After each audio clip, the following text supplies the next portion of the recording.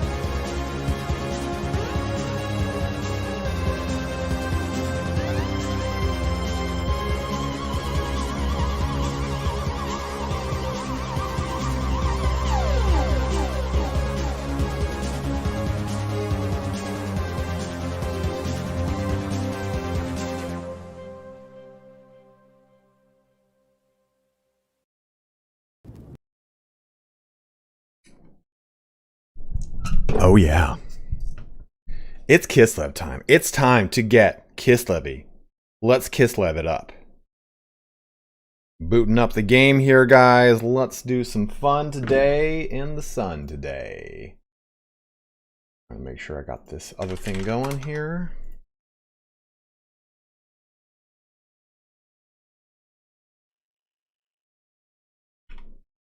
Perfect.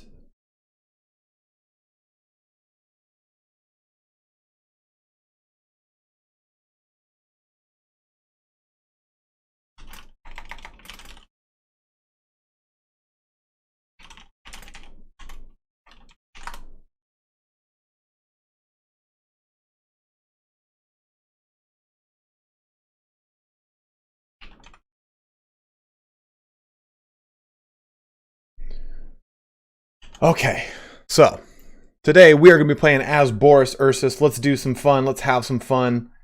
Go ahead and booting everything up. We'll be playing this pretty much like we always do. I'm going to do, we'll be playing the game on very hard and, I'm sorry, on hard. And we'll just kind of go ahead and make our way through the campaign. If you have any questions, anything like that, just go ahead and let me know during it. Go ahead and mention my name. It's a little bit easier to call me out. Before we get started, though, it's important. It's always important to know that this stream is brought to you by those little bunnies on the other side of the rainbow at Sneak Energy. Head on down to sneakenergy.com. Use creator code SPARTY at checkout. And you can help support the channel.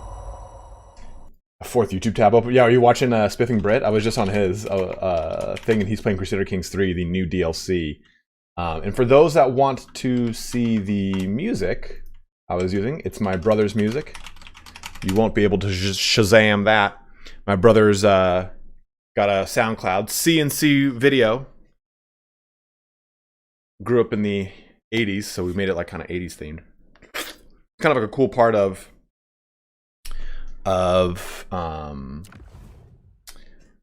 the pandemic was my brothers and I kind of got closer together. I mean, we were always really close, but we got closer through our strong love of retro wave, new retro wave, all that kind of stuff. We started jumping into a lot of that. So we'll go campaigns, new campaign. There's no Bellacore campaign. We're doing Kislev. Make sure you guys can see everything. Cool. Shut off that preview now. Good to go. So, we have not done Katarine. I'm going to have to find a time to do her because I've got to cover the Crusader Kings 3 DLC coming out on Tuesday. So I'm going to start shifting into some CK3 content on the channel for the next couple of days until we hit that Slaanesh embargo. So if you are looking forward to some Slaanesh stuff, don't worry about it. Here's a question I have posed for you bros. I'm going to start a poll on this right now. Would you like to see a video comparing difficulties, bonuses, penalties, etc.? And the options are just yes or no. Go ahead and let me know. So I'd like to work on that kind of video for you guys. I've already taken a look at what it might look like from easy all the way up to legendary. But I think a lot of people, I've seen posts on the Reddit of people going, well, I'm not really sure what each difficulty is like now, because stuff like auto resolves and a bunch of other stuff like that is now different. So here we are with Boris Ursus, the unlockable lord here for Kislev, the Ursun revivalists. Awoken from hibernation by Ursun's roar, Boris Bocha, the Red Tsar, is abroad once again to defend the motherland from the forces of chaos. While his daughter rules from Kislev City, Boris will wander the oblasts, thirsty to wage war on invaders and banish the fools who think to trespass within his nation's borders. Faction effects, diplomatic relations plus 30 with the Ice Court, naturally, that's his daughter. Construction cost reduction by 50% for garrison and religion buildings. Construction time reduction for provincial capital settlement buildings. And then recruitment rank plus 2 for warbear riders. And on that same note, he himself, as a lord, gives minus 50% upkeep for warbear riders, and then leadership and melee attack against warriors of chaos, demons of chaos, and Norska, which is quite nice. We're going to change this down to hard. I was doing some experimenting with, what's it called earlier? Yeah, I'm definitely have... All the videos I've been making for Warhammer 3 thus far have the intention of being long-form videos for the huge wave of people that's going to be coming with the Game Pass. Slanesh embargo is on Thursday. Devotion construction cost.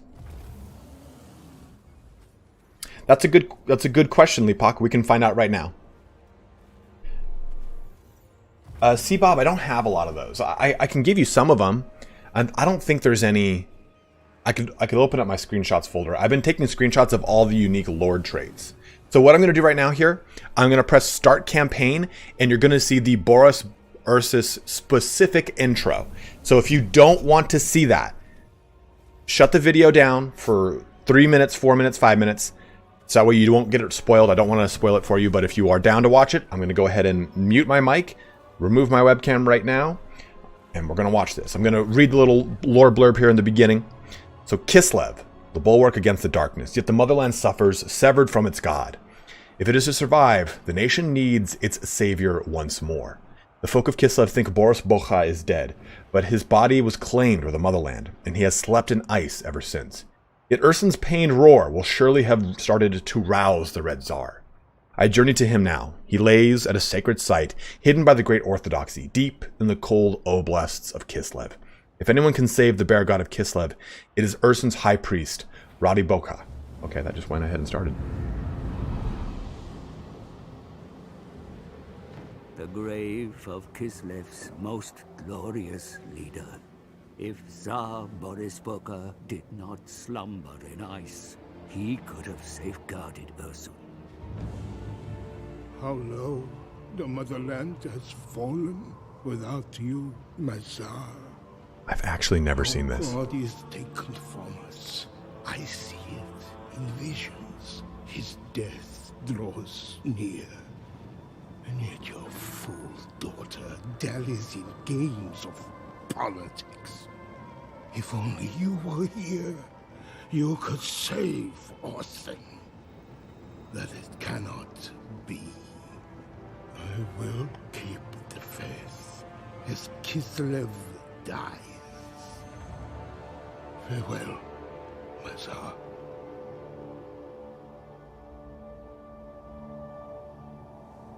Poor Kostaltin. His zealotry blinds him to hope, deafens him to the cry from the cold void. But I hear you, Boris Boka. Your spirit stirs in Kislev's hour of need. Let me guide you to Ursun for one drop of his divine blood. A fair price to save the motherland.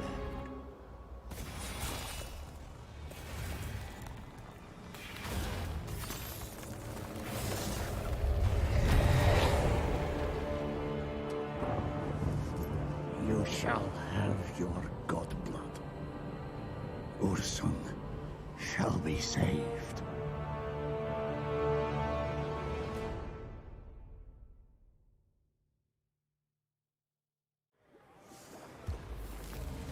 Our goal is to rescue Ursun, the god-bear of Kislev, from the clutches of Be'lakor.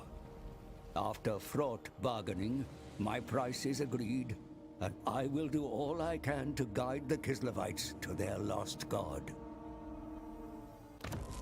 Do not tarry with your whispers, seer. I know what you are. But all that matters is saving Ursun. Let us get on with it.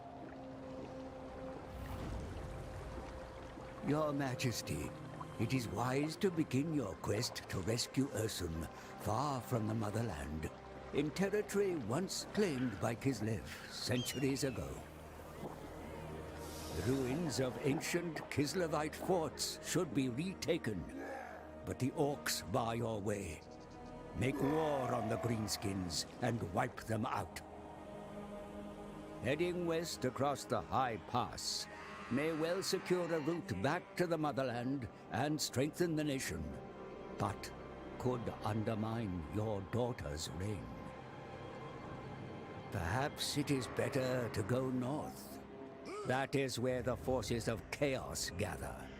Demons desperate to scour Kislev.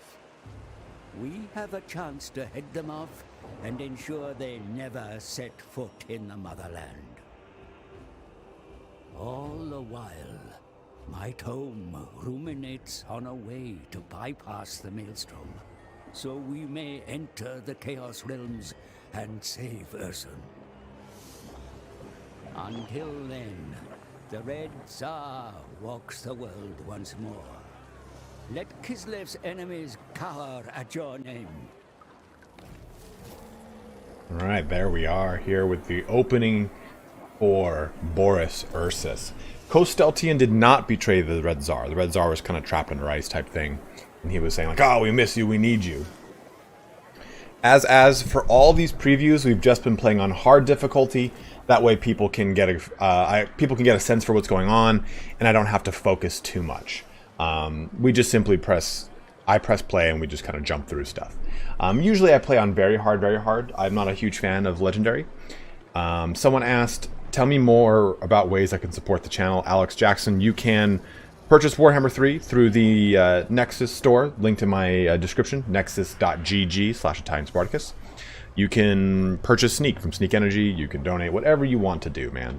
There's plenty of ways that you can support the channel. Boris Ursus himself. Thank you, Glam. Appreciate it, dude. Let's take a look here. This is his starting army. So Little Grom, 2 Warbear Riders, and then 3 Kossars. One of them with spears. And here is Boris himself, who just is looking resplendent in all of his glory. I love this character. He has a very nice 430 weapon strength. It's really the halflings that save Ursun, right? Always is. With 300 AP, 25 anti-large. He also gets all the same things that you would normally get for a character, but he also gets Fury of Ursun here, which can cause terror. It rampages him for 18 seconds, and then he gets a base and AP weapon damage increase of 25%. Oh yeah, pressing the like button is a great free way to support the channel. That helps out a ton. I cannot. It's stupid how much it helps. Like I hate to always make that statement. This is his Red Tsar ability, which we've already gone through. His actual campaign and battle effects that he gets from that as well. Some things to take a look though. He's got a nice 50 melee attack and 55 melee defense, which is just girthy. 85 armor out the gate, does some magic damage as well. Going into his skills, everything is the same here as far as his yellow, red, and blue line. It's all standard fare. There's nothing unique about anything in those lines that is for him. For all intents and purposes, he could be a boyar for the exception of his top line here. So he gets Stout-Hearted, which is going to increase his HP by 10%, leadership by 5. Fearless Fighter gives him immune to psych, as well as bonus versus large of 24. So add that into his existing 25. Let's just round it to say that he's got 50. It makes it for easier math in my fucking dumb head. Now, Band of Brutes here gives 6 leadership, and then weapon strength plus 10%, both for Zargard units. Then we get Brother of Bears, which is going to give the weapon strength 16% for Warbear Riders. Couple that here with Creatures of the Land, you're looking at a nice 28% increase to the weapon strength on your Warbear Riders, which is very, very nice. Going into the Great Reclaimer, we get a 10% movement range, stacking up here with Route Marcher, so a nice 15% movement range bonus. There's also a research that'll give him an additional 5%, so you can get 25% bonus movement rate from his skills and that research. 8K, 144 frames per second stream? No, www. What the fuck do you think this is? YouTube won't allow that. You get 2K, and that's all you get. Elemental Regeneration gives you passive regen for Elemental Bear units, which is great. So your big daddies can actually regen. And then he has a nice little top line on the top here, where he gets Erskine is his special legend or his special mount. So I don't know if it increases his bonus versus large, but it does increase his weapon strength, of course, here. Get an additional 60, some nice charge bonus. I don't know if Erskine is any different than a Warbear. I should check that out. But those are all the stat benefits that he gets from riding Erskine. Brass Lung is leadership. Heroic Resilience is going to give him 14 melee defense and 8 leadership when hit points are less than 50%. This is the same thing that all Boyars get, but he gets it since he's like the biggest, baddest Boyar of them all. Resettler gives growth plus 10 and no colonization cost faction-wide, which is nice as he will be in a land filled with ruins. As one with Ursun gives him 5+ to his character's or leadership effect and -8 to enemy leadership, but he loses 8 leadership himself. Grand Builder further reduces construction cost of buildings by 10% and construction time by 50% for garrison and religion buildings. So if you've been adding it all up, that's minus 60% to the construction cost for garrison and religion buildings and minus 50% to their respective construction time. Khan King is going to give him Motherland Invocation cost minus 10% and Diplomatic Relations plus 30 as well. Stack that up with your innate 50 onto the Ice Court. You get 80 coming out the gate here at rank 20, which is really nice too. For quests, we get 2 nice little items on him. The Shard Blade gives him a reduction in corruption, recruitment cost reduction as well, at melee attack plus 6. He already has magic attacks, but this confers the magic attacks still are happening. Bonus versus large is plus 12. So he gets 61 total bonus versus large from his abilities and his weapon.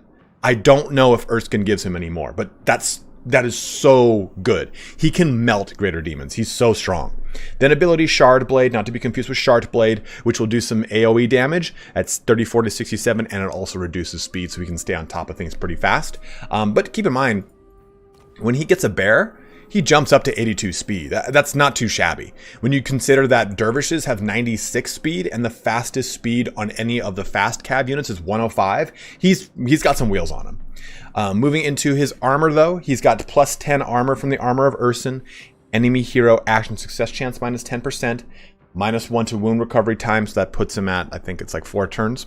Melee defense minus 8, and then ability Armor of Ursun, which gives him another AP and base weapon percent increase of 18 and plus 12 melee attack when he drops below 50% health. Remember, this is Kislev we're talking about. So anytime you hit below a certain threshold, you start to get stronger as Kislev, which is quite cool. But does he squat? He Slav squats for sure.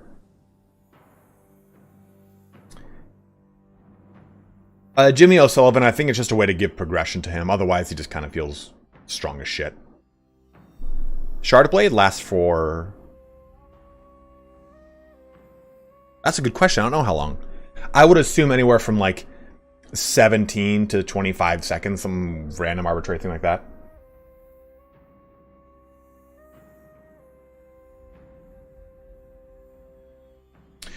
Colbert asked, and by the way, man, good to see you, dude. I haven't been plugged in much because of work. Are the weapon strengths of these Kislev lords lower or higher than, say, Karl or Croc? Where does Boris sit, so to speak? That's a very good question.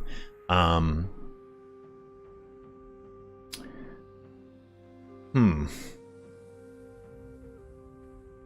don't know off the top of my head their relative weapon strength. I'll type it in right now. Total War Warhammer Karl Franz. We'll get his weapon strength right now. Updated by Zerkovich. Well, Zerkovich is in control of the wiki. So this has got weapon strength 140, AP 330. That's Karl Franzia. That's slap the bag Franzia. But Boris has better melee defense and less melee attack. By 15 less melee attack, and he has got 17 more melee defense. I don't know if charge bonus is him on foot or not. 65 seems to be absurdly high for him on foot. And I actually don't know if this is him on his Griffin now that I look at it. What's his speed on this? It doesn't show me. Ball. So it seems like Karl Franz does more damage weapon strength wise. Again, I don't know if this is him on his fucking thing.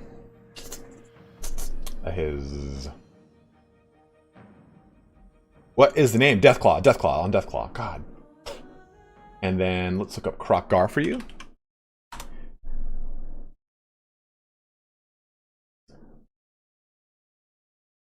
So Croc Gar gets a native 130 and 310 versus this 130 and 300, but Croc Gar gets a bonus versus large of 30 versus this 25. Melee attack of 57 on Croc Gar, so 7 more than Boris. Melee defense of 44, so Boris has 11 more. Charge bonus 50, charge bonus 40. Health 3852 versus 4672. And it doesn't show his armor value on here. Come on, Zerk! Oh, armor. It just says 71%. So I don't know. I assume that means he's got 70 armor, right? Is that what that is? and Franz has 75 armor, 75%. Again, I don't know what that is. And Franz has 3,200 health. So if we're comparing the two, I think that Boris has comparable enough damage with enough defensive capabilities to, I think, outlast the other two. If we're just talking about like strictly armor values, melee attack, melee defense, weapon strength, right? Like you could factor into the fact that Carl's in the air, the other two are not. The other two have different mounts, Carl does not. So I think there's a lot that has to happen once we actually can test them side by side. Because maybe they'll get a pass come Total War Warhammer 3. It's hard to say. Reborn to serve fatherland. Andy, I was looking at the wiki and I don't know if we were seeing him on Deathclaw or not. Warbear Riders of Balboa, just for you, Sharaf. I know you want it. Okay. Krokar has 95 armor and Franz has 100 on foot. Damn. Okay, so compare that then, though. Sure. Do you want to see Boris's start location? So here's Zorn Uzkul, which starts right next to Tsar Nagrund. So here's my opinion of Boris's campaign, and it's the reason I actually did not play him on Thursday. Slanesh is on Thursday, Deludo. Boris's campaign is very fun, but it's super bare bones right now, only because he has all the same mechanics as the other two lords. It's bare bones because you don't have any real nemesis around you. You get Greasus is around over here. You have Kugoth is right there, right? No, Tower of Torment. He's right here. No, wait, where am I looking? Here he is, here he is. Yeah, Gluttport, so here he is. He's at the Sunken Sewers right there. So Greasus is right there. And then you've got Kislev over here. And the Demon Prince is right there. So, I mean, you don't have any legendary bare bones. You don't have any legendary lords next to you. So, Indy, Pride, and I were talking about this because we were a lot of the times during these marketing ramp ups, like Indy and I will just sit on phone calls and play the game. Like we'll just play like, oh, I did this, I experienced this, so this is my experience of this. And we're both like, man, we're just painting the Darklands because he has no direct opposition truly.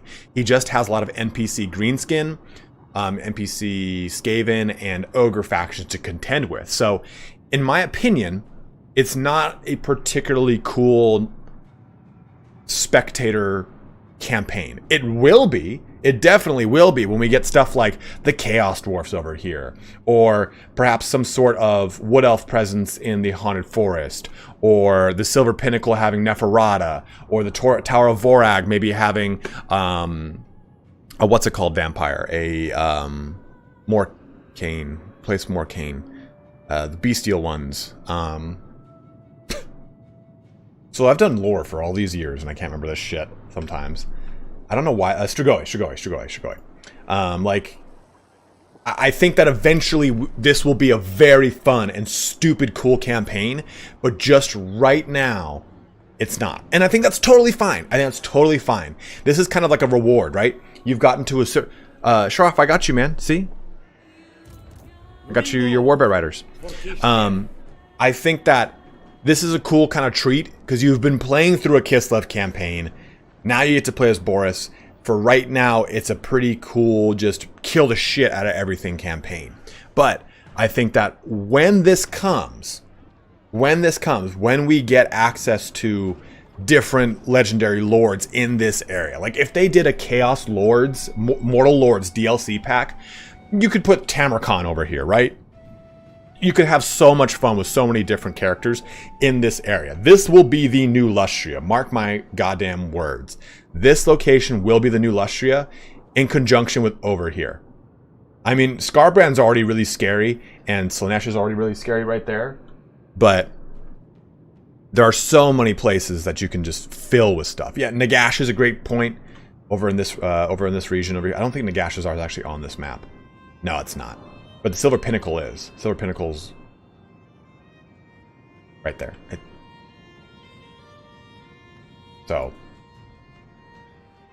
When we get a combined Immortal Empires map, it'll probably be even wilder. Troll Country Pathfinder is that 5% movement range I was talking about, by the way. So let's go ahead and go with Game 3 Thunderdome. Motherfucker. Let's get growth. What DLC do I think is going to be first? The bear lifts. The first campaign pack is definitely going to be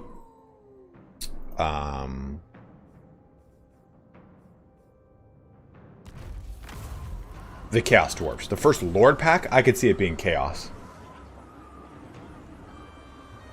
Perform 10 invocations here, get the Iron Ice Armor, which is pretty sweet.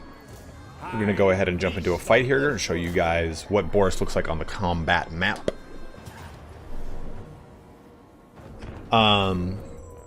So this is your first time watching one of my streams. I will go into tangents on things that are completely unrelated to the game. It's kind of just the way these streams go.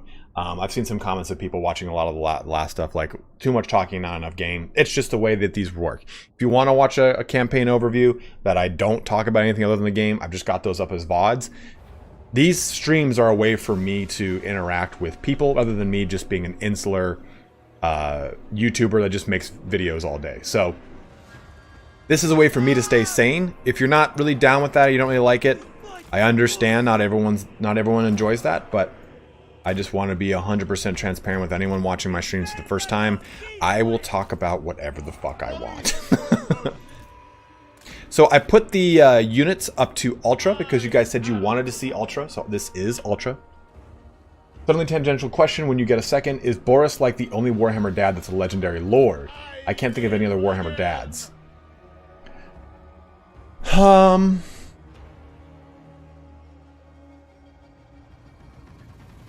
sure there's some in Bretonia. Total War Warhammer legendary lords, yeah, absolutely. But I think as far as characters go, I think Bretonia is got something. Do you think they'll add anything special for Oxiotl from Warhammer 2 since he's an assassin of chaos? I hope so, Haji.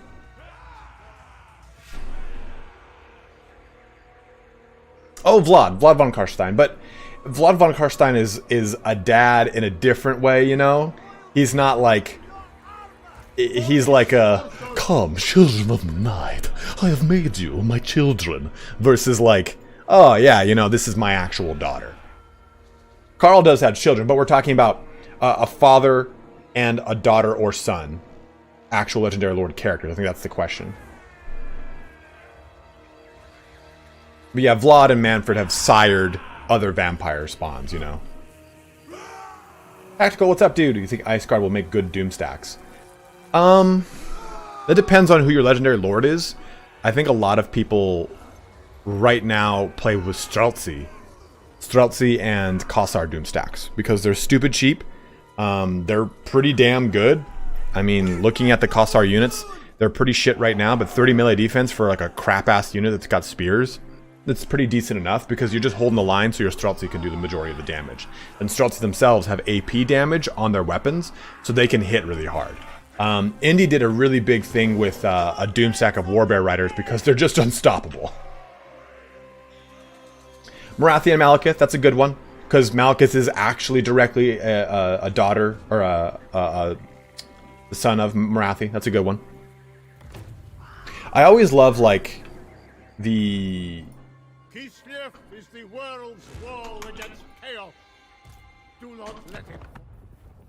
What's going on here? Why is there no map? Did I do a certain... Oh, no. No. I'm not that good. We're changing that battle difficulty.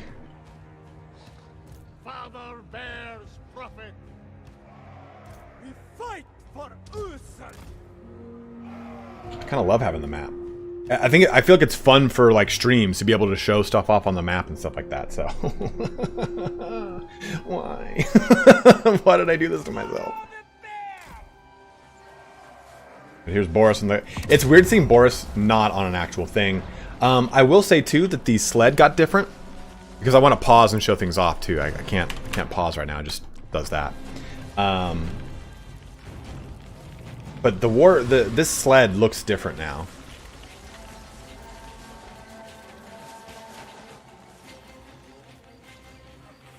Yeah, so I think I have it on the hardest difficulty on accident. I think I put it on like legendary or whatever.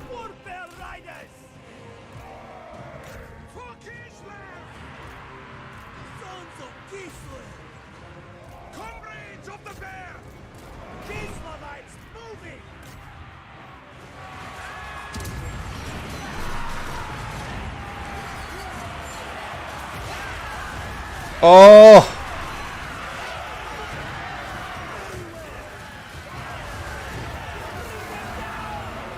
Kislev's soundtrack is easily the best. Easily the best so far. Dude, look at Boris's attack animations. That's actually pretty sweet. It may or may not be a reused Guan Yu model. I have no idea. Are you actually going to attack him or just take those in the face?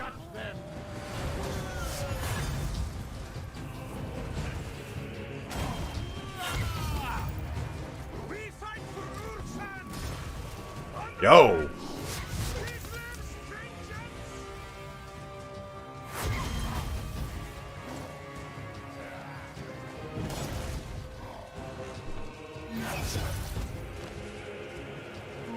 Did you just kill him? Oh, no. Cool. Actually, Boris, you need to pop into, like, crazy mode because he's kind of messing your face up, dude.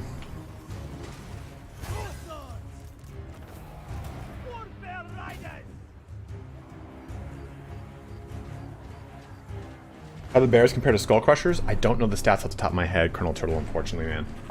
I can press a button and find out for you.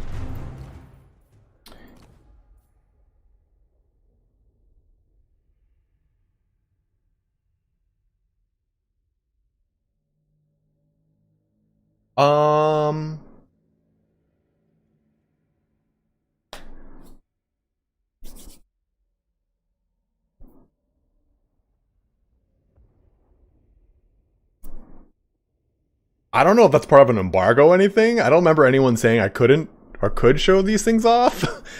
Maybe I just err on the side of caution and don't. But I didn't even know that that was a thing. Because you can't select these races in custom battles or anything like that. This is actually the first time I've seen this menu. I mean, I'll ask Josh right now, but assume you guys didn't see that. It's not like I don't know if I can click anything, so I'm not going to. You've seen the menu already. I can't undo that. But let's go ahead and look at Corn.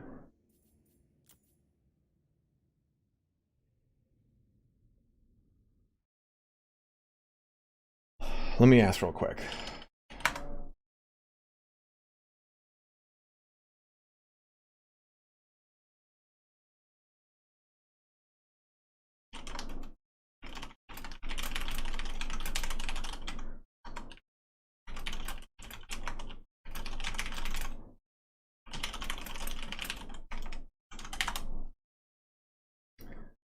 Let me just ask real quick, because if he says I can just show it off, I'll just, well, anyone you got, if anything you guys want to see, let me know. We'll pop into those respective races.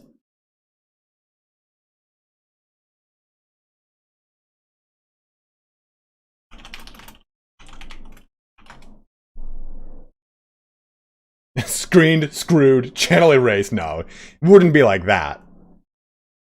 But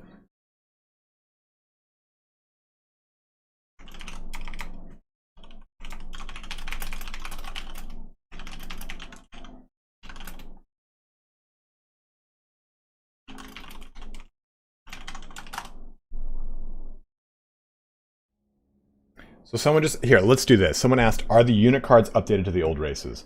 This is a way I can make it so that I can check without breaking that embargo.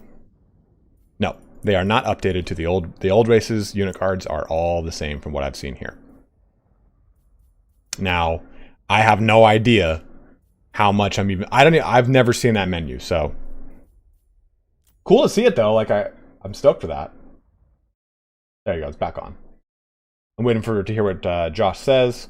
He'll tell me if I can even go through it. I assume it's not like anything in that menu is not already seen by you guys, but I don't know if they're going to say something like, no, you know, you've got to wait or whatever. So we'll find out what he says. But someone said Skull Crushers here, specifically Skull Crushers. 130 armor. They're slower in speed. I think they've got less melee defense. 64.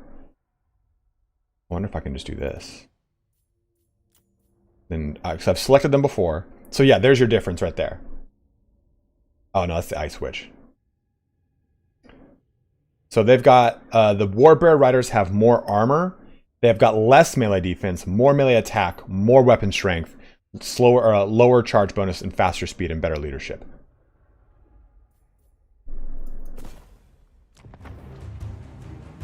Boris Ursus. Dude, Boris got this shit pushed in right there. Yeah, they're not like very cheap, but they're very cost effective, Andrew, especially because the entire infantry line is hybrid. Let me ask. Indy sometimes knows better. Indy doesn't know better. It's just that Indy's usually like it's late over there and it's the weekend. Okay, so let me go here. Campaign difficulties hard. Great. Really? Oh, I have battle realism mode on. That's why I was like, wait a minute. That's what changed it. I was like, hard doesn't get rid of that. It's realism mode that did it. So, Beledna Gospodar. There you go. High Priest of Ursun. Yeah, to go through, let's go through the rest of the other units there. Ice Guard. So, Ice Guard are really good in the sense that they're very great in combat. Good melee attack at 42. A little bit lower on the melee defense. They've got very low armor too. So they can get pretty minced up. They've got a great range of 160 though. In Warhammer 3, not a lot of units have exceptionally far range. So they have that really good like high up level range. Then here's the glaive counterpart, which has bonus versus large versus bonus versus infantry. So you get those kind of differences right there. The ice glaives though get more melee defense. And way less melee attack too. They'll lose 10 melee attack. Oh, Nat coming in with the most ridiculous polarizing statement of the day. Thank you very much. Defuck, I'm waiting for CA to give me the full approval on it. Because I had a one-on-one with Andy, and we talked about a whole bunch of different things. They just have to... I wouldn't have been able to release it until the Kislev embargo regardless. So I had to see what they say. Winged Lancers, though. Winged Lancers, though, quite good. 80 armor, 26 melee attack and defense. So they're not in it to win it, right? But then you come in with the Griffin Legion, which is a little bit girthier. 34 melee attack, 32 melee defense, weapon strength 40, 72 charge bonus. 100 armor. So it's just kind of looking at Empire Knights, you know? Empire Knights and Reichsguard. What's up, Benedict? Noble blood flows through me. So we do this here. Onward, proud men. Frost maiden. Gifts of winter. Okay, and we'll actually pop in some... One more of them. Faithful workers. Yes. Roughly, Rohirrim, roughly. We'll break this down shortly. Show my graphic setting? Absolutely, Peter. Here's my graphic settings. I have like a combination of ultra and high with some things on medium that I just don't really seem necessarily... Like, I don't think there's a reason for me to put tree detail anything higher than medium. Grass and terrain detail dictates kind of like the debris on the battlefield.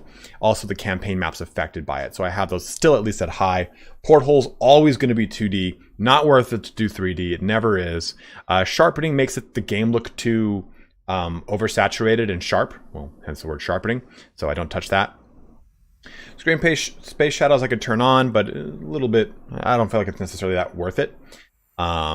Texture detail though, I always have VFX, unit, and texture detail at ultra. That's always something I try to strive for. But that is my specs.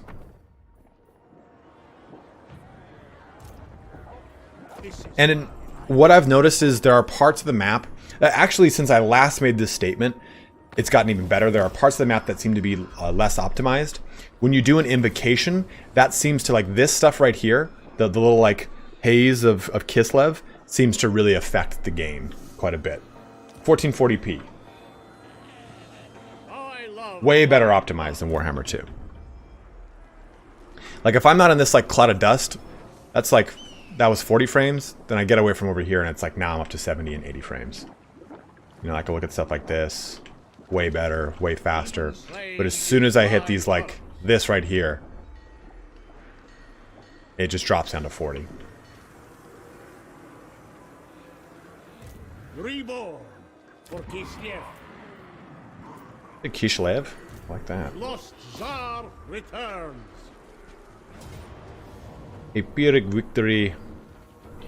We'll get one battering ram. Actually, maybe we do tower. That way you can see pretty tower, but...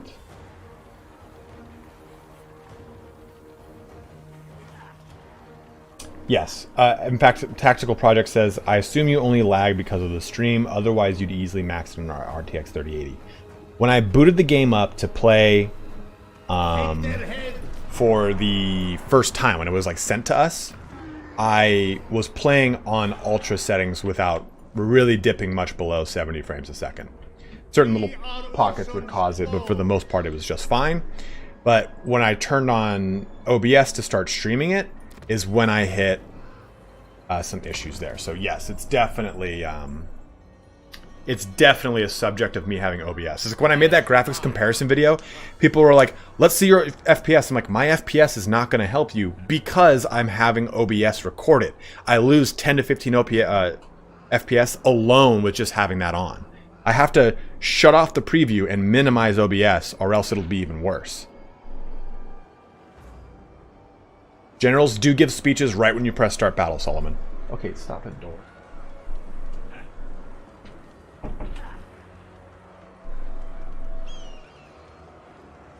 I might have the beta driver's Mighty Mass. That actually might be a big thing for me. I think no game should be played on at 4K right now. I think any gaming you should be doing is 2K. If you want to play 4K, play a console, and you won't. You're going to sacrifice here, but I think that you should be playing on 1440p at absolute max. Can I twerk? Abso-fucking-lutely I can twerk, TW. There are many people in my Discord who can attest to the fact that I can twerk.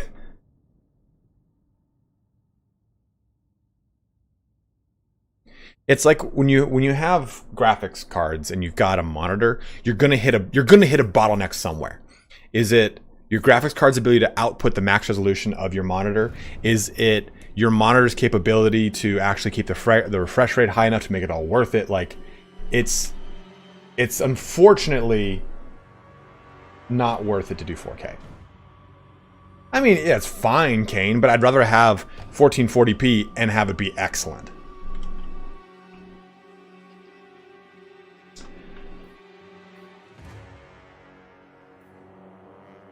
It's just kind of like those like 2K, 4K, 8K. That's just like that's just EP numbers, you know? Like who cares?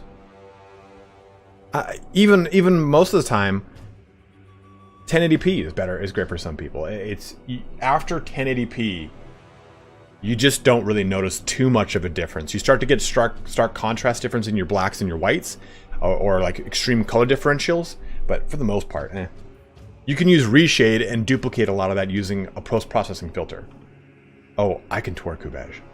I cannot prove it because the way that this camera works and the way YouTube works, I'm not about to get Twitch banned on my own stream.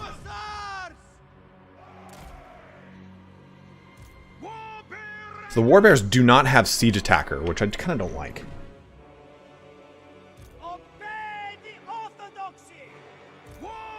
And I unfortunately can't do much with my warbears. Exactly, like, I mean... Dude, I have never seen this settlement. This is actually really cool. Norbert, no! I like this Helm's Deep top portion here where you can defend these three junctions. That's really cool.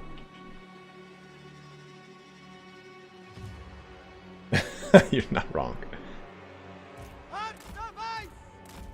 She unfortunately only gets Hailstorm, so that's not going to be as huge right now. We'll just get up in that ass.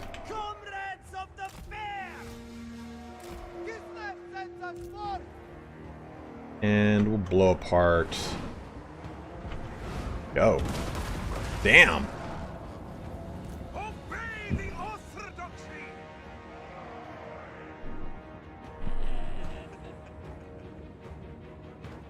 Boris Ursus. We fight for Ursan. Moving, Warbear Riders. March for Kislev. Yeah, but I prefer Biting Wind right now. That'd be pretty nice.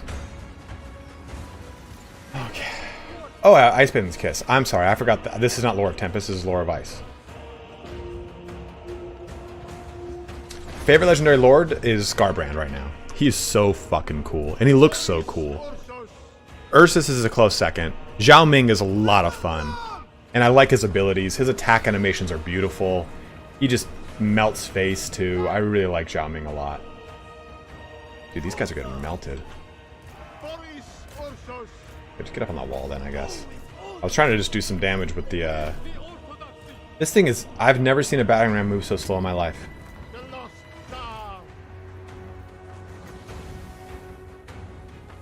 I go. Done for Ursun.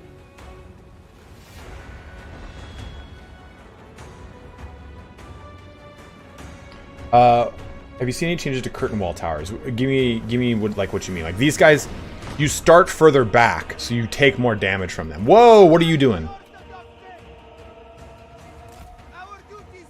Have they always been this slow? They've not always been this slow. I think it's because they're moving up a hill.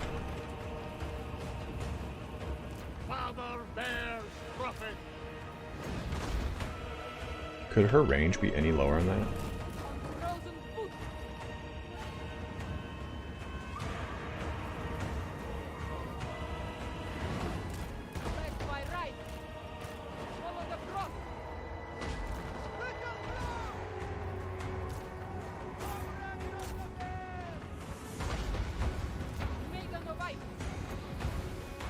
So what's cool here is if you see this ability, now it shows... Dude, is auto run off? Default run is on. It's now you can get to these really quickly. The default groups to lock, run, guard mode, skirmish mode, projectile trails, alliance coloring, like those are really cool just to find them right there.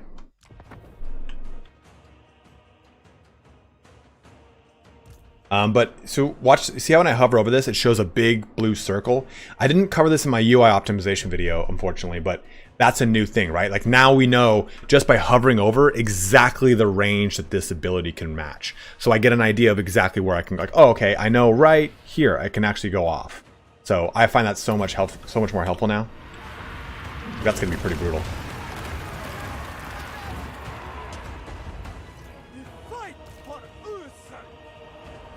No, they can't run with battering rams, but I could have sworn battering rams went much faster.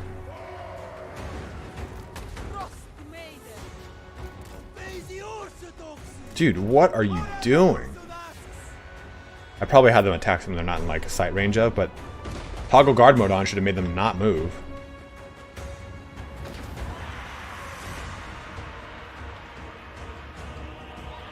They're better, Norbert. Did this break? Dude, just time to get in, big boys. 3, 2, 1.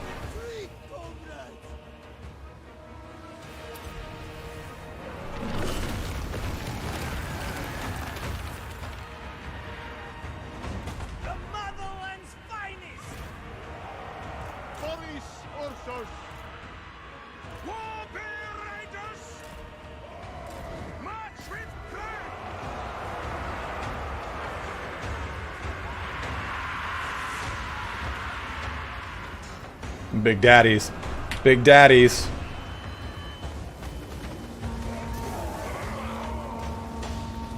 So one thing to it, I guess I should probably wait till the ogres embargo to talk about this really, but I've noticed that ogres seem to they cause issues with their own aligning. Like they interrupt each other's charge bonuses.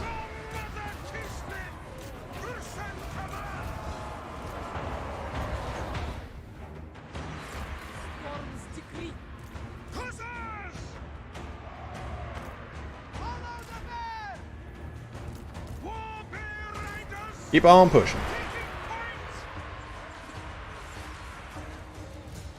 Seeking battle. Keep pushing, keep pushing, keep pushing. We're gonna bring them around town. Very well.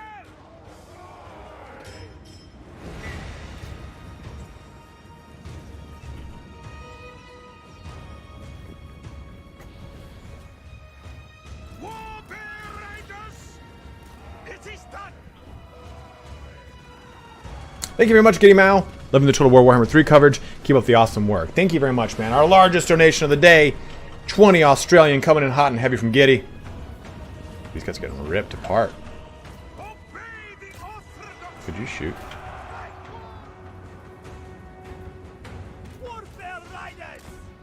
Alright, now pummel into these guys.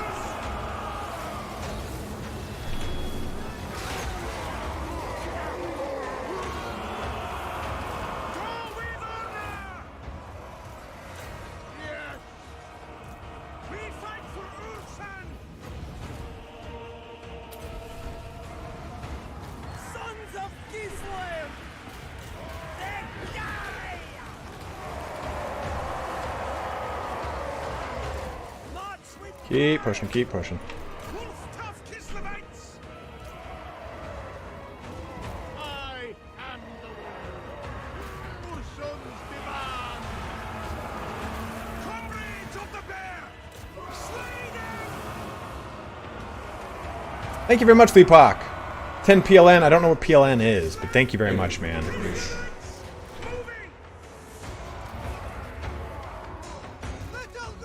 Is there a problem here? What's up with you just not firing?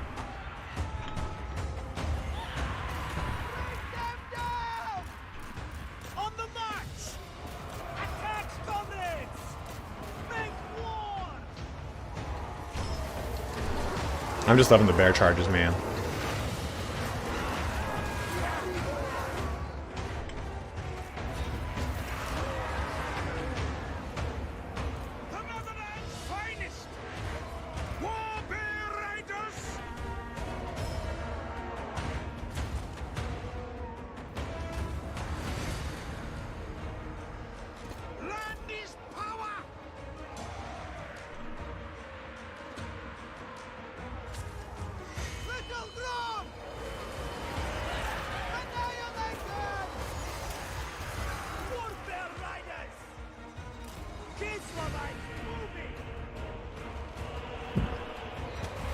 These two just stuck here. Don't mind them.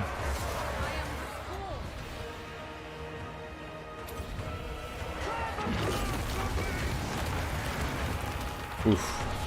No blood, unfortunately, man. These little dudes. Beer infantry.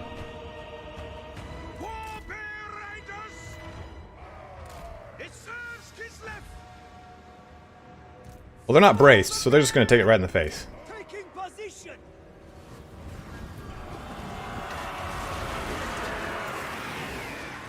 Yeah, I, though, is way better at bracing. Wherever Ursun asks. Excellent. Kislev sends us forth. Boris Ursus. Warbear Riders. Land is power. There we go. That's what I wanted. Comrades of the bear. Taking point. I am the sword.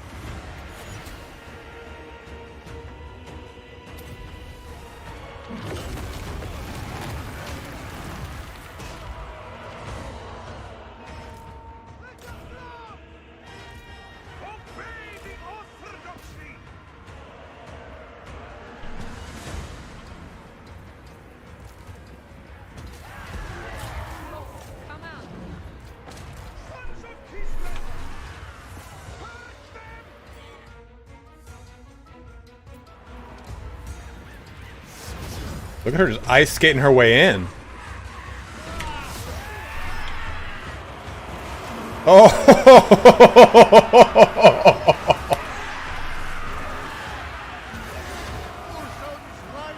I mean, dude, the Bear Riders have been the kings of this fight.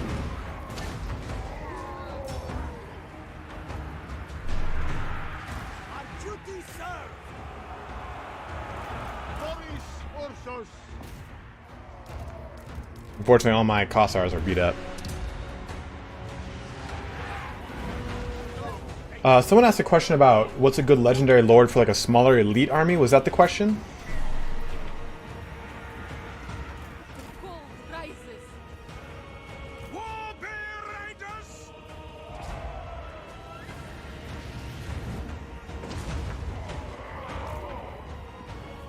I mean, the thing is, if Little Grom decides to get into combat, it's still pretty...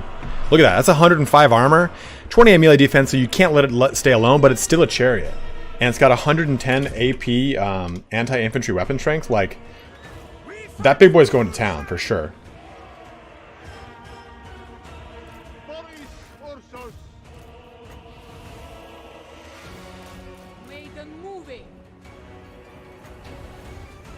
Oh, right into the face of it. A good 25% health right there. The little nodules makes it better to determine, like, okay, how much health was lost here, stuff like that. This is Ultra. This is just Ultra. Come on, back it up, back it up, back it up, back it up, back it up, back it up, back it up, back it up, back it up. And then charge him. Yes, I think that Kislev would get eventually just a normal cannon that's pulled by horses that can deploy and redeploy. Like, I hope it does.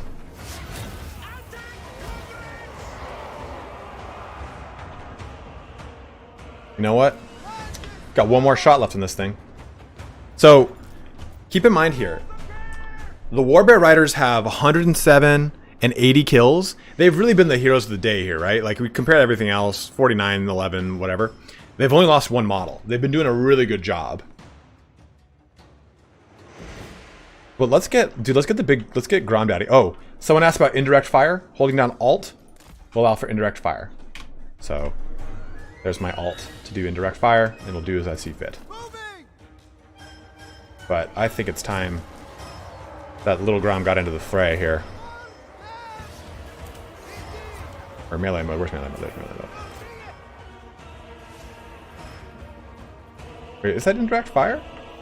Yeah, I think so.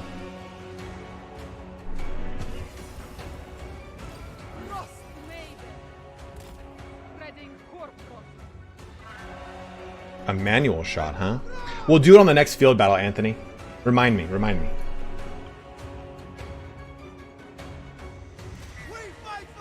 I don't remember what the button is to do it. Here you go.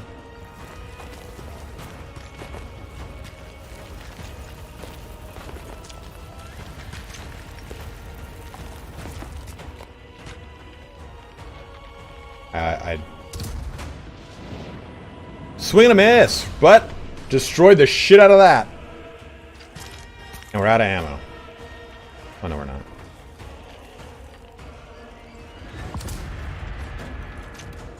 Now we're out of ammo.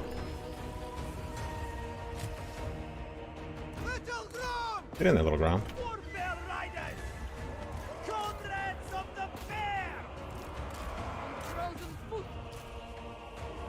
Why did only half of you guys go?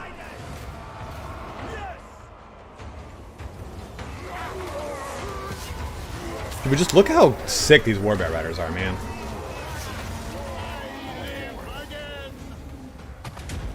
There we go.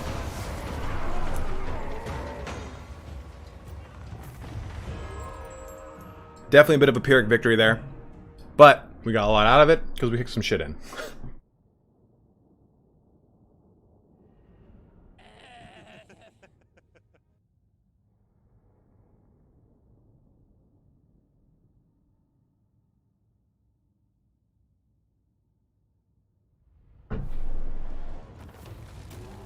Donnie88. So, if you play as Kosteltian or as Katarine, he will not be on the map unless you do his battle. And if you do his battle, you can choose to have him as one of your characters in your a legendary lord for your faction, or he can lead the Ursun revivalists out of Erengrad, Kislev, or Prague, whichever one of the three you want to give him. But there's no reason to give him those, so I would never do that. Look at that, 139 kills. 149 kills. I mean, still got 87 on these guys. Got a 141 on Big Daddy, 131 there.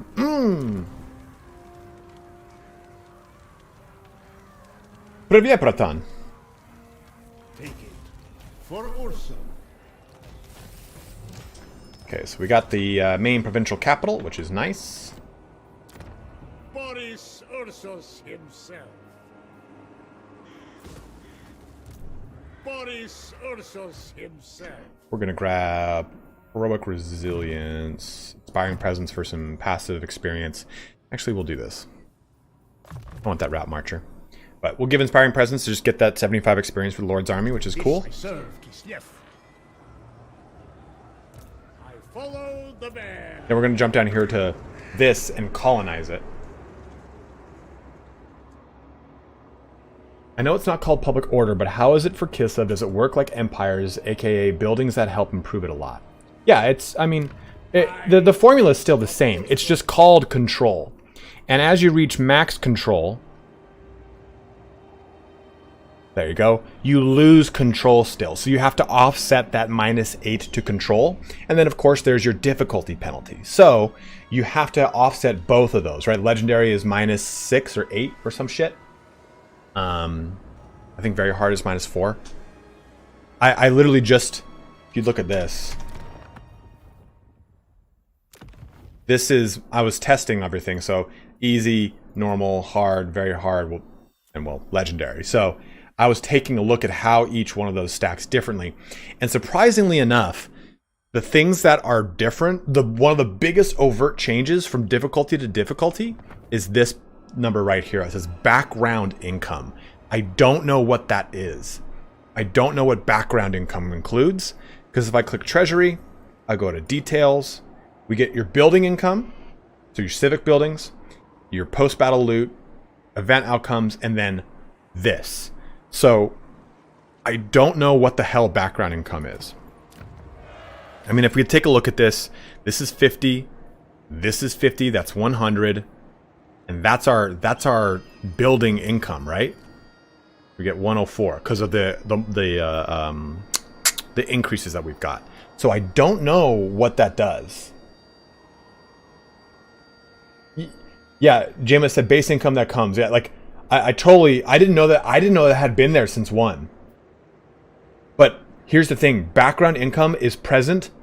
So it's 10k on easy, it's 5k on normal, and then it's 2500 for the rest of the difficulties up to legendary.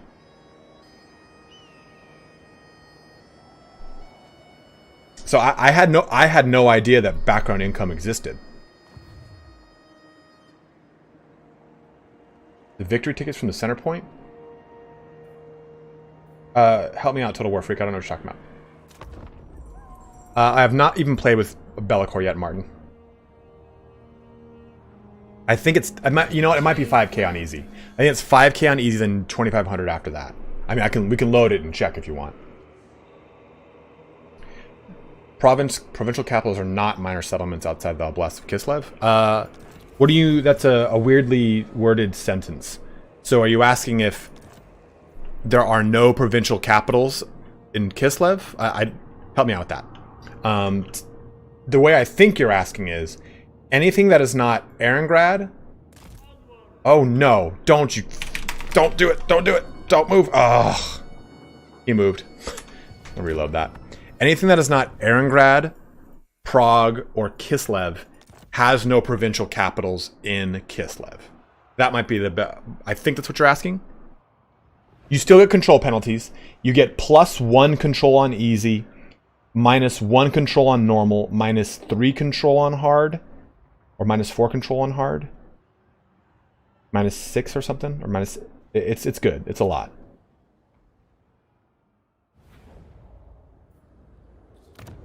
Boris Ursus himself. For example, the you took is fast. Yes, so there are none of these in Kislev outside of the primary cities. Money laundering. Also, of course, the garrisons are really girthy. Demon Slayer.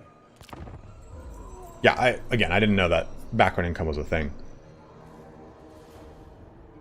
Nearly a nice. But I don't know when it disappears.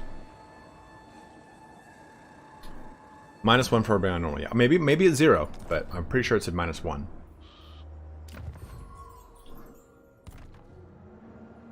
Ice Court we don't have. We're still working on cold storage for some growth.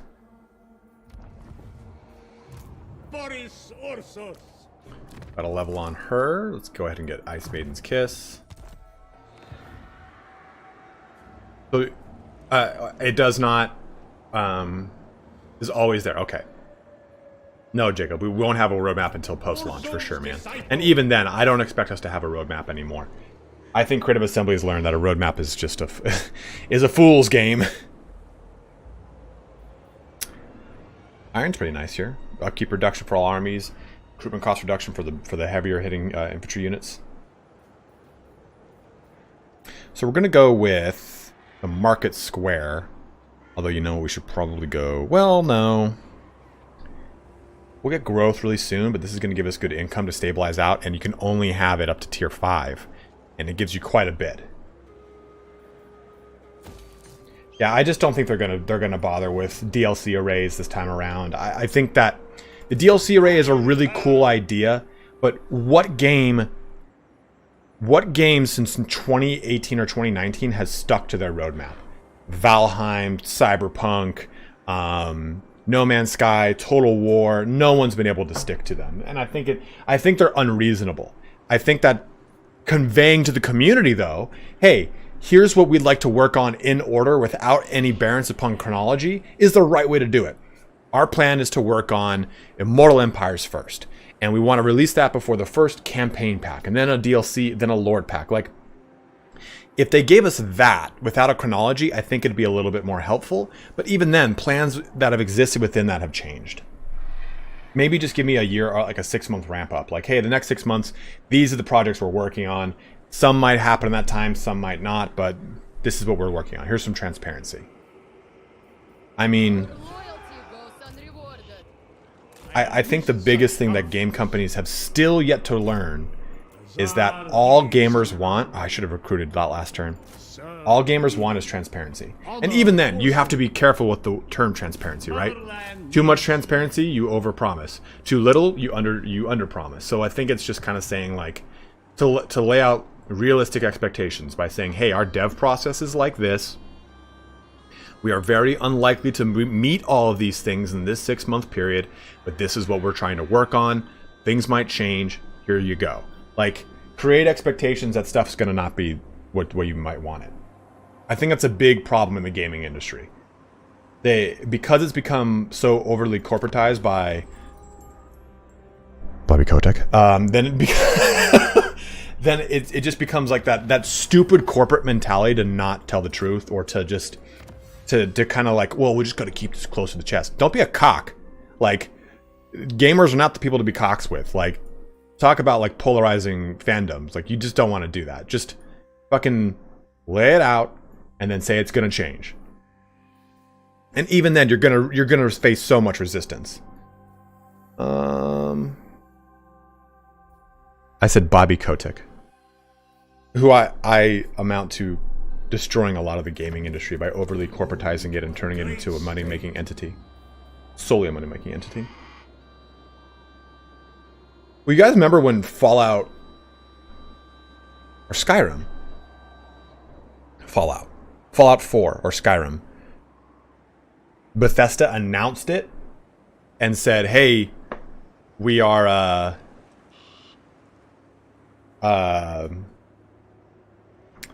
like, hey, we're not going to be, this isn't a marketing ramp up. We're announced it because we are in the closing portions of beta. Like, that's the badass part. Like, when they did that, where it's like, it was one of the fastest marketing ramps for any video game, any AAA video game in history. And it, like, they tried to do a Like there's a bunch of like articles on it about how it's like this is changing the way that we do marketing, and then no one replicated it.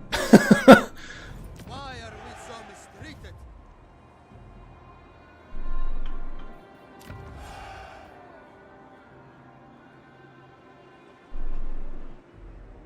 Okay, so we went ahead and populated that. I figured we might as well do it when we're pretty low right now.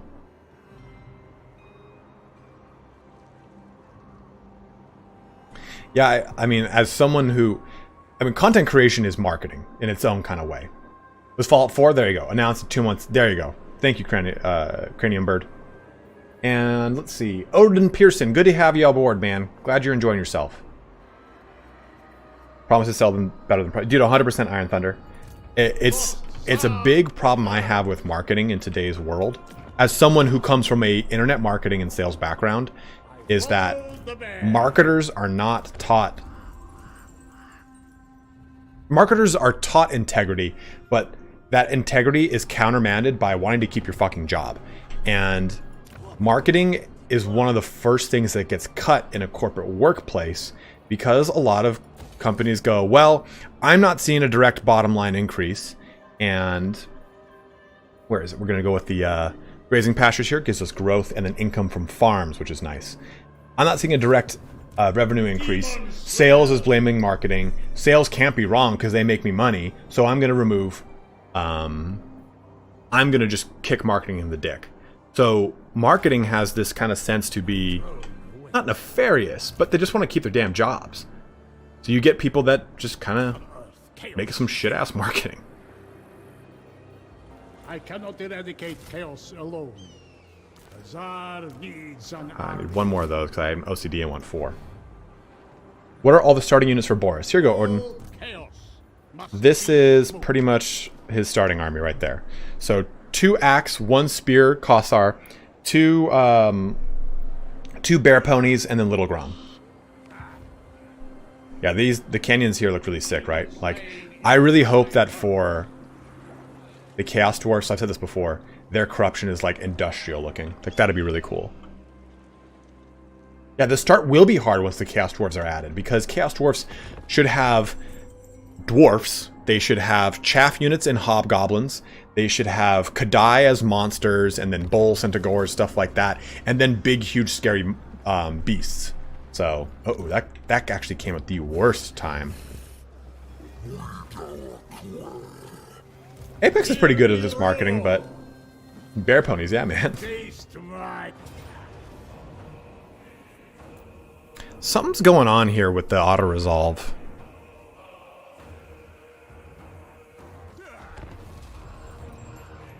Corruption affects battle map, Solomon.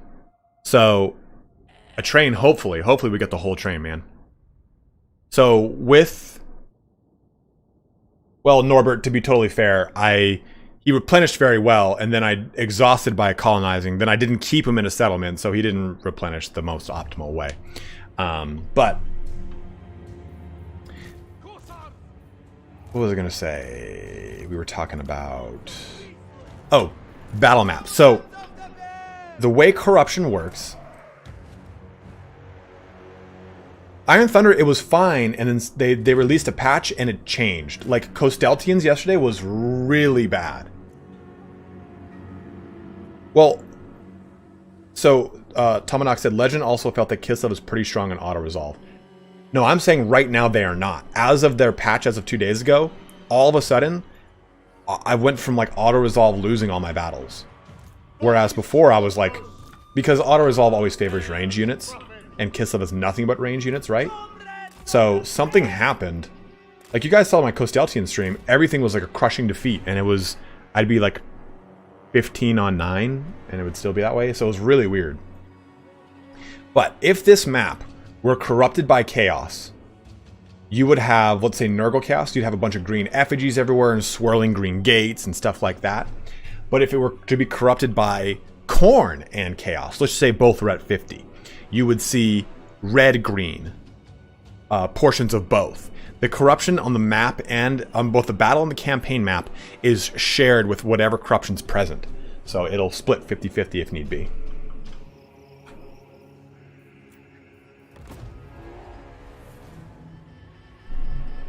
You know, ID Darth says, do you think the Chaos Wars will get extra DLCs to expand on their roster? Or do you think we'll just add them to the game and not touch them for a while like the Tomb Kings? Darth, I think it's 100% going to be like the Tomb Kings. They don't like to do, like, if you add a DLC for a DLC, which they've said they never really said, which is important, but you're really looking at, dude, look at these guys. These are kind of that's a cool color scheme. It's too much of a gate for a campaign pack, I think. But who knows? I think they won't. I think they'll just give like 5. Or like 4. Like 4 Legendary Lords and be done with it. Zapalka, I have not seen enough of either to notice if it actually has much of a difference.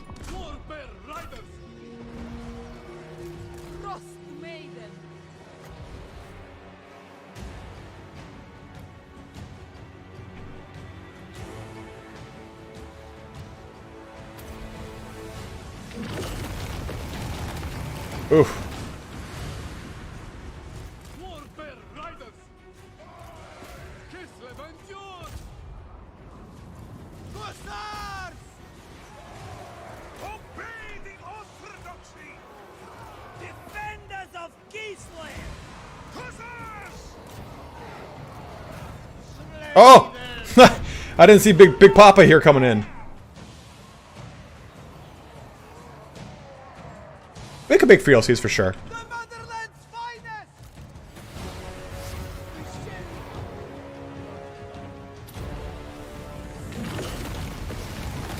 I am the war!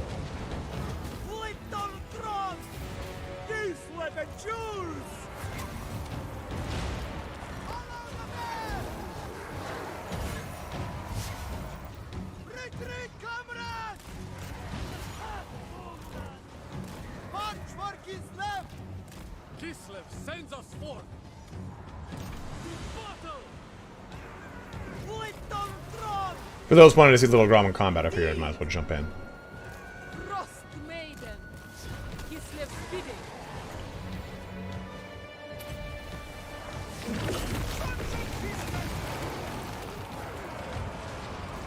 Fight for Ursus! They die! Warbear Riders! Frost Maiden. I live again! Comrades of the bear! Frost Maiden. Obey the orthodoxy! Boris Ursus! Hussars! Warbear Riders! Go with honor! Kislev sends us forth! Execution! Hussars!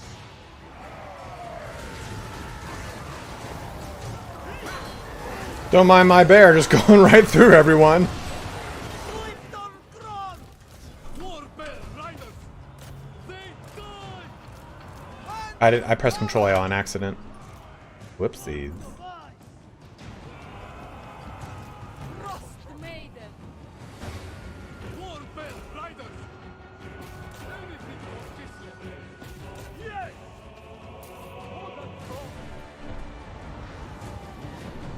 Oh!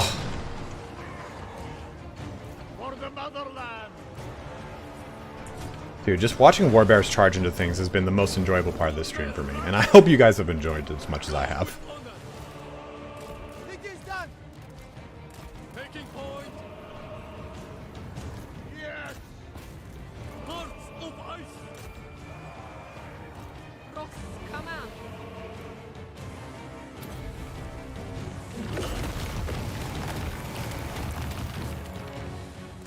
Follow the frost. Annihilate them! Warbear Riders! Yes! March with pride! Boris Ursus!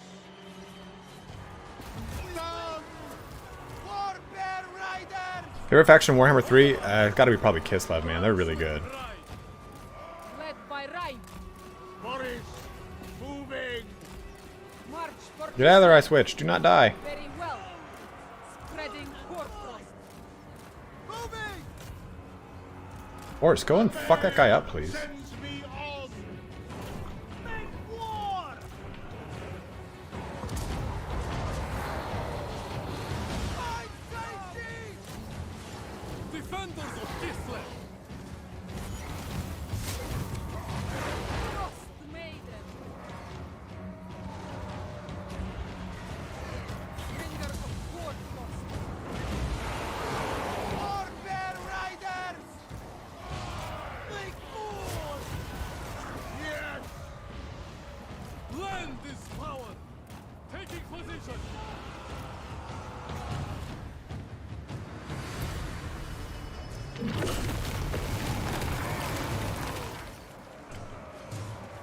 Does he have fire while moving? Does not. March for Kislev! Kislevites moving! Ursun's right hand!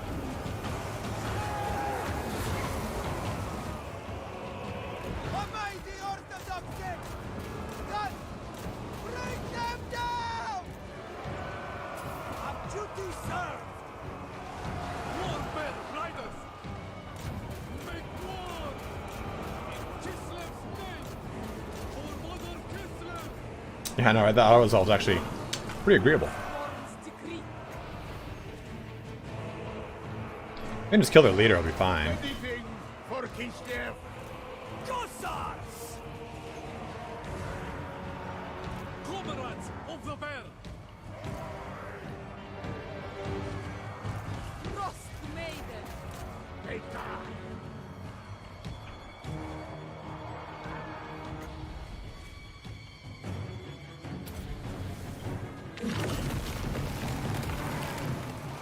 There we go. There we go. The lost Tsar! I find that the default camera is a lot better this time around, to be honest. Warfare riders! Dude, this guy looks great. Like, the color scheme on this dude is great.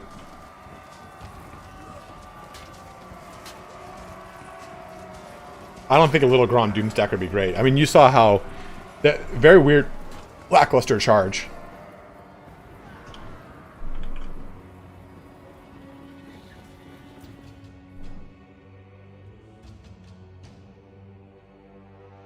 I might. So the prologue is something you guys should definitely do. I would love to see Ulrika as a Valkia and Ulrika would be a really cool versus DLC of like undead Kislev hybrid faction versus just fucking fill this guy with arrows. I want him to die. Don't let him get away. 139, he gets away. God damn it. Yeah. Like picture Ulrika as like a Vampire Counts Kislev faction. No, there's only a prologue for the campaign as a whole. And then Valkia as a Warriors of Chaos Khorne faction. That's so sick. I would love that. Call it the Fang and the Skull. I don't know. Skull and the Fang. Diaper daddies. So anything that's Chaos aligned, Norska, Beastmen, or Warriors, or Demons, you have this ability, Sacrifice Captives. And that gives you Devotion, which we're going to do right here on top of the 6 Devotion we got. Man, we just lost 2 Kossar, 3 Kossar units. We got to sit down for a bit. An Ungol character would be really cool. Boris Ursus himself. I follow the letter. I quick save this just to see. Hold on. I might as well just combine these. And not lose. Take their head. We are Ursun's claws. Yeah, I mean, that was kind of worth it. Oh, dude, she got beat up. Give me 7 more. Well, actually, we'll go with Punishment just to get that. Lore of Hags, I definitely want. I don't know. I don't know if they're gonna have me edit things out of my video, so never mind. Ursun's disciple. Tsar needs an army. Motherland needs men. Serve. I don't really want to pull from global because it's so expensive. I cannot But we're gonna do it anyway. chaos alone. I'll just do 2. The Dame and the Damned. Already got the Damned though, didn't we? High priest of Ursun. So we got that on him. Undivided Corruption looks the same, just like desolate land with like red lava every so often. Hey! We got someone who did purchase the game through my Nexus link. As always, guys, if you want to support the channel and you have not yet picked up the game, you can buy it using my Nexus link. You'll get all the pre-order bonuses, everything. You just get a Steam key as if you purchased it through Steam, but I get a cut of it and it helps the channel out. As always, too, little ad break here. If you want, you can head on over to Sneak Energy, use creator code Sparty at checkout here. It's why I'm so on point today, is I've been just guzzling Sneak. And you can, this is the new Blizzard flavor they actually just launched, and it's fucking great. It is fucking great. If you do decide to get Sneak, get like the, I think in my description is a link directly to their little like taster pouch. And I would get that because you can just try a bunch of different flavors and it's like 12 bucks. But basically it's just BCAAs and caffeine. There's no proprietary blend bullshit. There's no sugar in there or anything like that.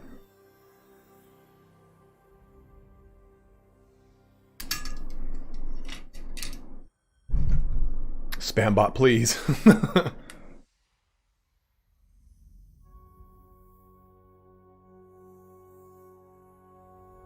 I actually have a bot that will do that.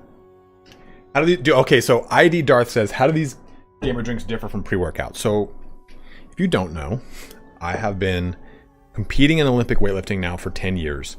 So I'm low-key addicted to lots of pre-workout. And the biggest difference is stuff like niacin and beta-alanine. The composition in pre-workout is going to be higher than it would in this. Although this does have beta-alanine for the focus element of it.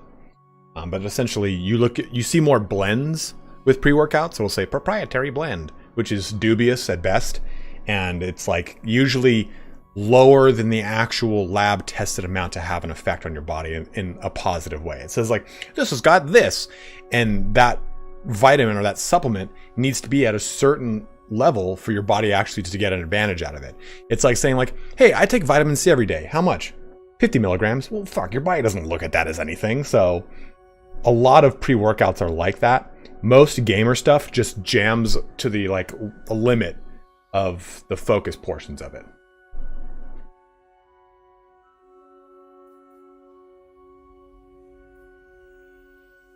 That victory didn't look very decisive. Okay, let's get... I don't want to put him on a... I mean, I could put him on a warhorse, but... I mean, it actually wouldn't be that bad. Erskine's just so much better. It's not even... I feel like it's not even worth it to buy the point for warhorse, because I'll never use it after rank 11. But let's go with...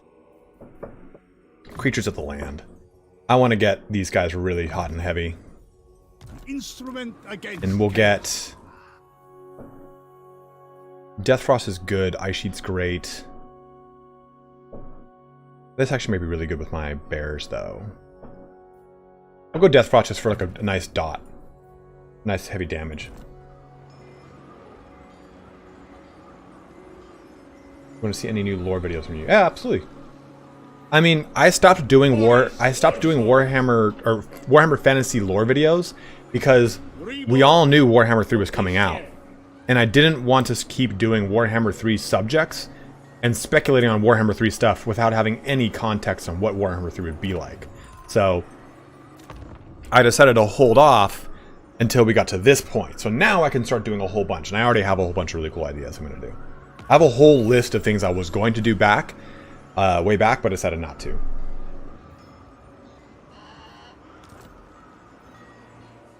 So we just gotta get the Falls of Doom here to solidify this region, which is actually gonna be pretty huge for us. This will also increase our farms production. So what we're gonna do is, we'll make a farmstead here at Uskalani.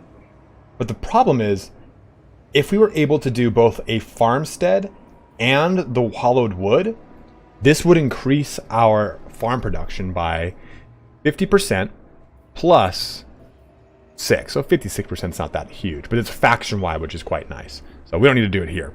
The other thing we'll make in this location will probably eventually be a defense, but right now we can hold off on that.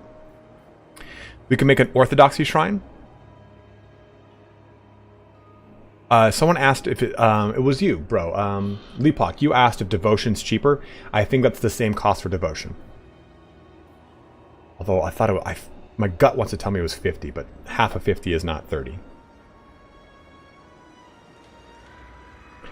Hitman Malone, you'll love the Andy thing. The Andy Hall and I, it's honestly an hour and a half of him and I just talking. And it's not even, I'll be honest, it's not a very good podcast, but it's a lot of really cool lore information. Colonel Turtle, I just noticed that. The Snake Man stuff I'll get back to. I just couldn't because of time of year that it was. Let me go with...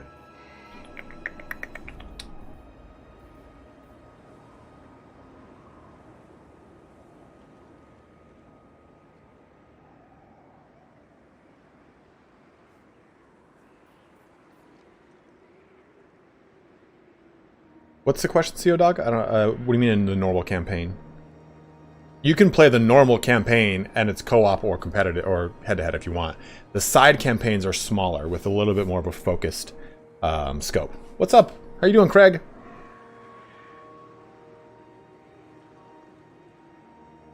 Requiem Weeper says, hey, I don't know how much you like talking about other content creators, but do you agree with Legend that Lore of Ice is worse Lore of Magic across all 3 games? I do not agree, but Legend is playing from the scope of playing on Legendary. And this is not a knock against Legend. Legend plays way better campaign than I do. In multiplayer, Lore of Ice is way better than Tempest. Looking at this, let's take a look at these 2 lores. So here's the lore of Tempest. Gust of True Flight, wasted ability. Hailstorm, decent. Doesn't do a ton of AP, but it does at least 1/3 damage. Swiftwing, not going to be that beneficial in multiplayer. Biting Wind, does good damage, but it's got a long windup. It's got a very long trail, which is cool, but it's going to be one of the only other... It's going to be the first spell I'd say is more of an auto pick than the rest.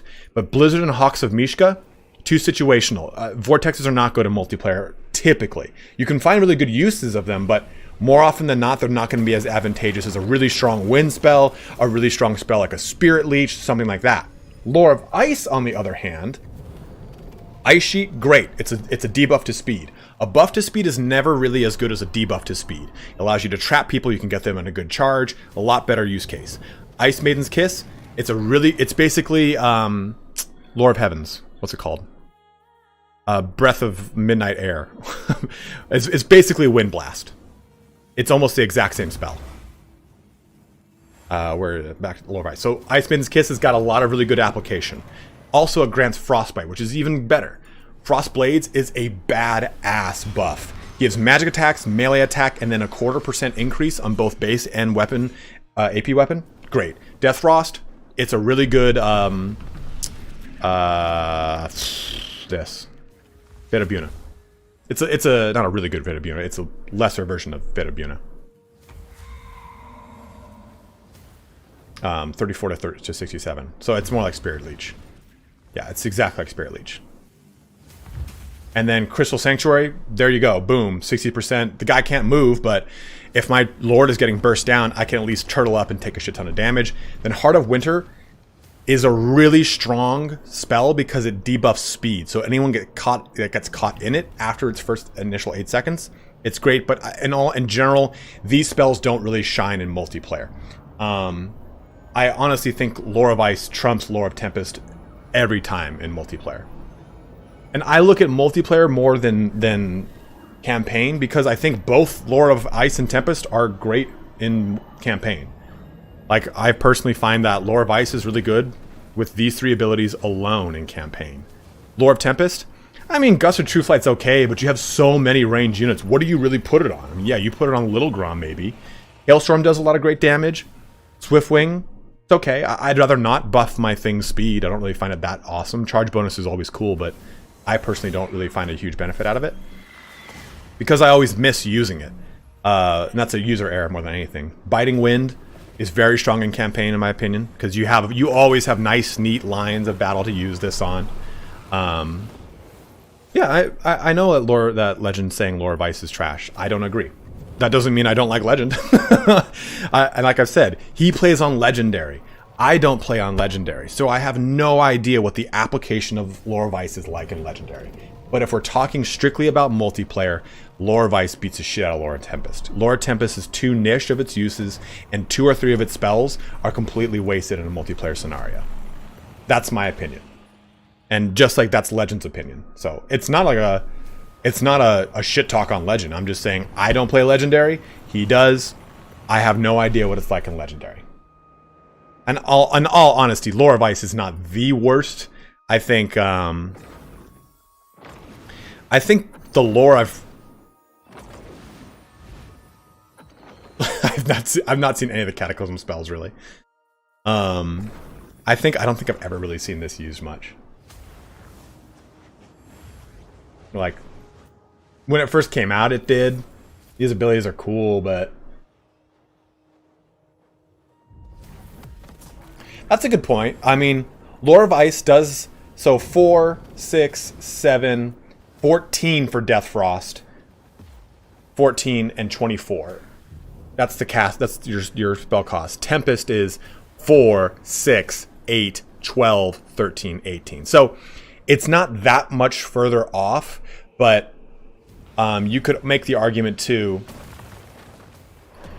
The Lore of Tempest's attribute, speed reduction, is quite nice versus this, which gives you armor and missile block chance.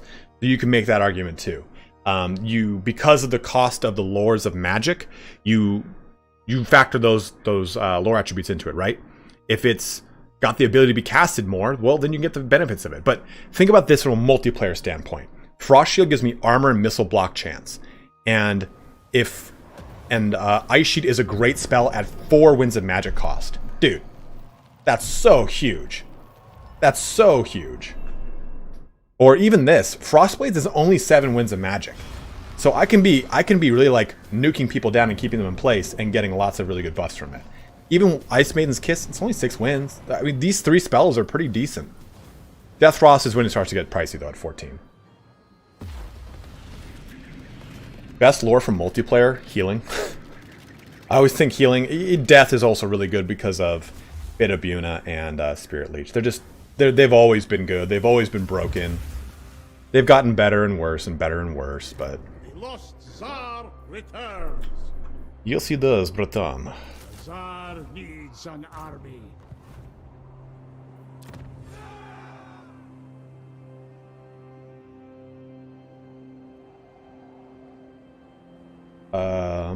One second, Rise. Let me answer that after I build this building.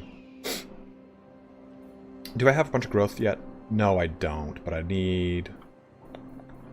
could use some more income, though.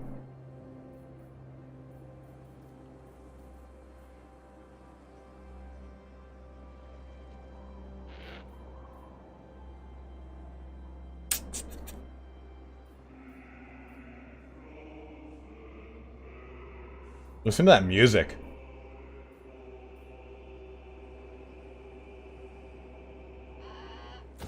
I'll do it. I'll do it.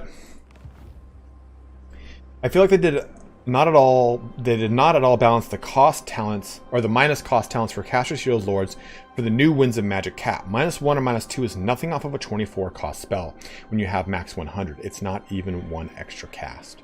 That's a great point.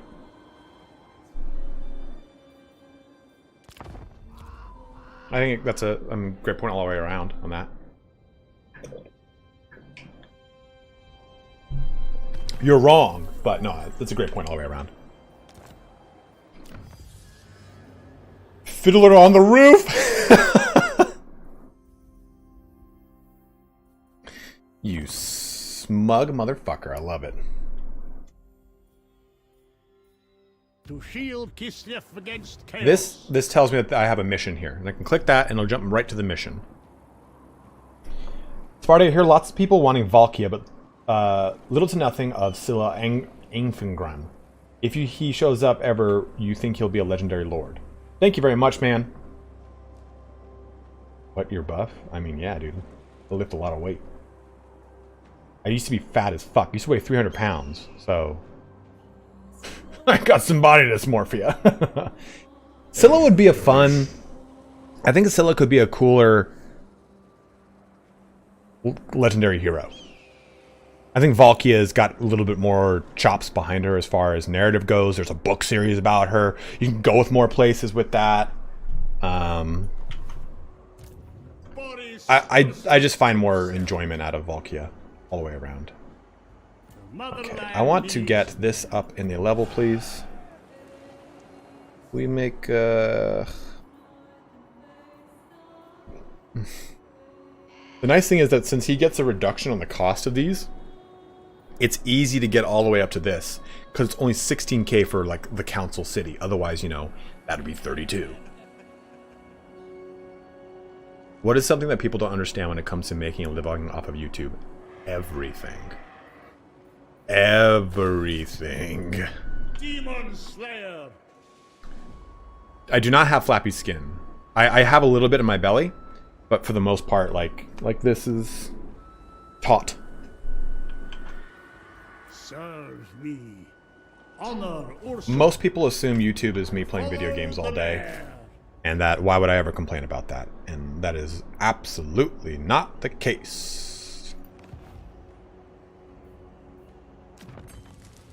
A lot of my time as a YouTuber is spent worrying about the existential crisis that is the YouTube algorithm that I have no effect on outside of putting as much effort as I can into trying to alter it. You ain't Gotrek, son. Balls of Doom, we should be able to just auto-resolve that. Yeah, easy auto-resolve. Lost Tsar returns.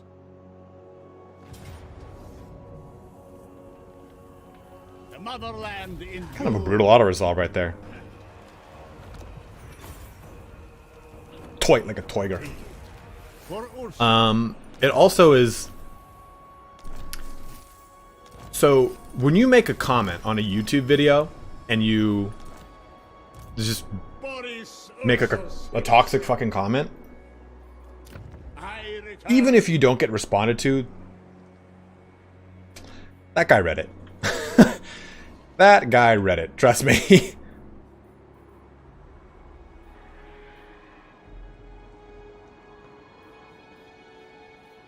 Alright, now we'll increase the big boy over here.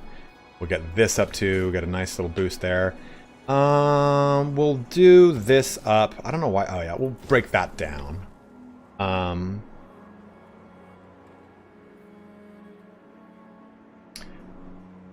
Victory pop-up. Gear symbol? What's that little gear symbol on the victory pop-up? We'll look at it next time. I didn't see it. Disciple, reborn for Kislev. So we'll get maybe resettler here just to get the benefit of the growth. The colonization cost is not going to be... Yes. 100% she is immortal. We have just checked the 8th edition rules. She is mortal. Even in all of her lore stuff, she's mortal. So now we'll go get... I think we're going to get Frost... Oh, we got Death Frost. We'll get a Frost Shield here. We should have a couple more turns left in this. One more turn. 69. we only got 300 likes with 600 plus people watching. Guys, please make sure you're liking that stream. It is a free way to boost the channel up, and it helps out more than you could imagine. Trust me, it's stupid how much it helps. So here are your 4 commandments. We've gone over this before, but just to go over them again. Purge the steppes here increases control and campaign movement ranges reduced for enemy armies. You get Awaken the Land, increases income from buildings.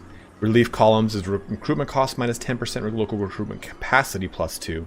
And then Power of the Church, chance of a plague spreading, reduced. Hero recruitment rank plus 2, corruption minus 5. And then you get hero recruitment cost minus 25%.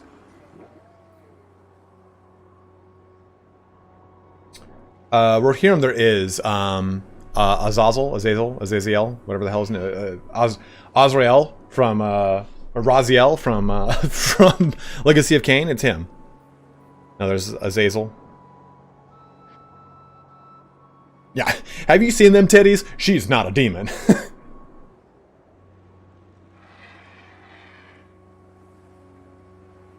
More often, oh not, we get 1-to-1 though. We get 1-to-1. Let's go. A bit of control. What are we at control wise?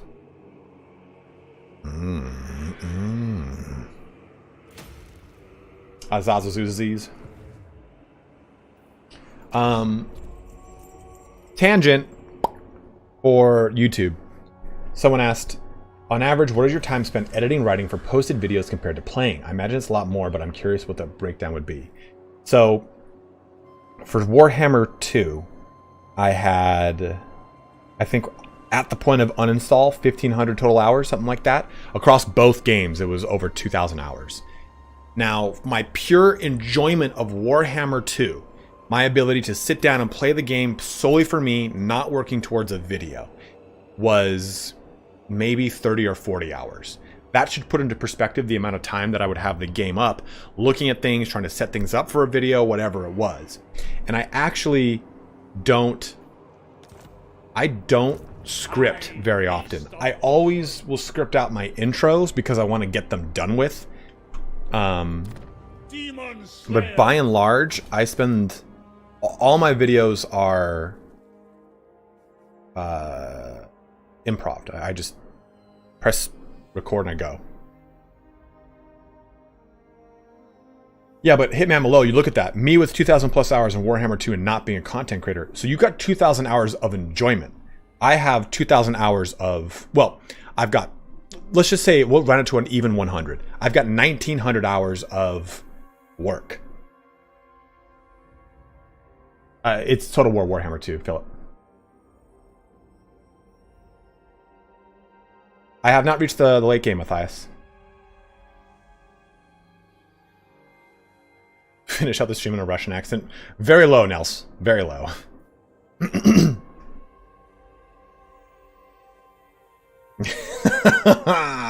Iron Thunder says, I've been on the Discord too long to know you don't script this stuff. Some of those bloopers are incredible. Because, is it the way that I just seamlessly drop out of what I'm talking about to say fuck my ass or something like that? How has being a streamer changed your enjoyment of gaming? It hasn't changed my enjoyment of gaming. It just, now I've got games that I stream and there's games that I play for myself. Like, I have 120 hours on Fallout 76 and I got it during the Steam Winter Sale, and I play that when I'm not working. So...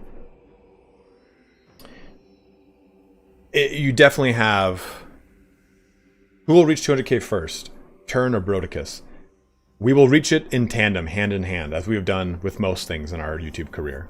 I have followed suit with him, and I got a huge boost with Bannerlord, and now we just kind of, we're neck and neck together. And that's the way I'd want it. Is your Discord public or Patreon only? No, you can join it whatever you want on that. It's in my description. Don't be a fuckface though, because you'll just get booted immediately. It's a close-knit group of bros, so we suffer no fools in this realm. Okay, let me go over here.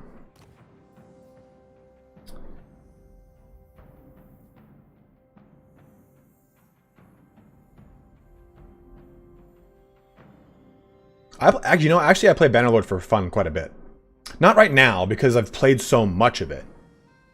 So I mainly focus on content for Bannerlord right now. We suffer, Andy. But he means well. Okay, so what do I have? Growth. We'll make a growth building. Am that all my money? Well, fuck my ass. CK3 we're getting back into real big, Ensure. Don't you worry about it, man. What is this? Scrub the stain. Alright. I follow the bear. Ugh. Can't assassinate him. He'll only 38% chance to go through anyway, so we'll wait. BORIS URSUS. You will not be moving today. Nice thing about being here in Darklands, you'll have very many visitations from friends of Cathay. This route is a premiere for them. Very good, very strong. Fuck this man, huh? We must keep moving. Alright, am I building anything over here? We're gonna stop building this. Because if they go attack it, I don't want to lose the money. Son of a bitch. I knew I should have made a defensive building there.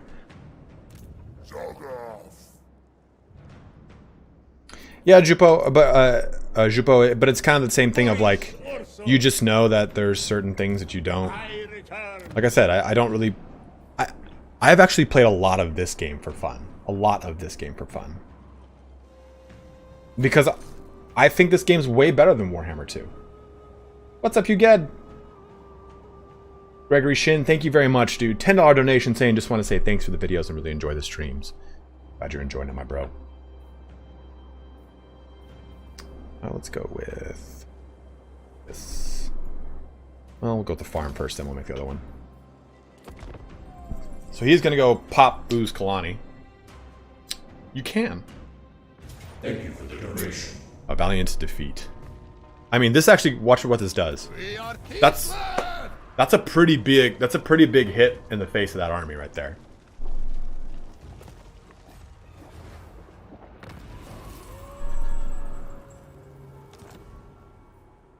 High Priest of Ursun.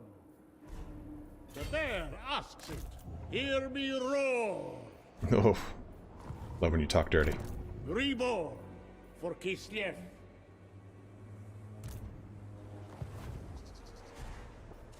The lost Tsar. I know I can't give a review yet. I'm just saying I'm playing this game a lot on my own, which I did not do with Warhammer 2.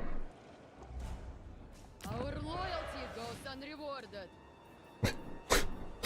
I love that. We're gonna make this because I don't want to get plundered in the butt.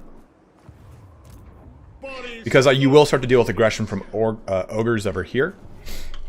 I don't think I have any bros I can do anything with. Oh my god. My nose will start itching like crazy. It's those cocaine I'm doing. Call me in sisterhood. When I can, Chevy. Right now I'm focusing on my own stuff right now, dude. It's very hard to navigate doing multiplayer things. But next weekend, I got something special for you guys. Don't worry about it. High Priest of Ursun. I cannot eradicate chaos alone. Don't worry, Bratan. You don't need to, Boris. Father Ursun wants No! a sample made of you. Ugh. Thought I could deal with them before, but I'm just gonna have to start dealing with me.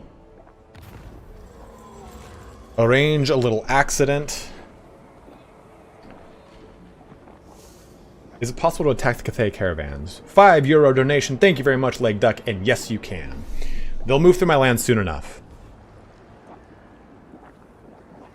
A self-proclaimed truth speaker has been touring the Sinistas, spreading a message of faithlessness. This blasphemer seduces our citizens into believing the Great Orthodoxy is merely a political construct designed to keep them in line. Clearly nothing could be further from the truth, but we must act. And as the creator of the Great Orthodoxy, I say arrange an accident. Reborn for Kislev. I don't know where that army went, unfortunately.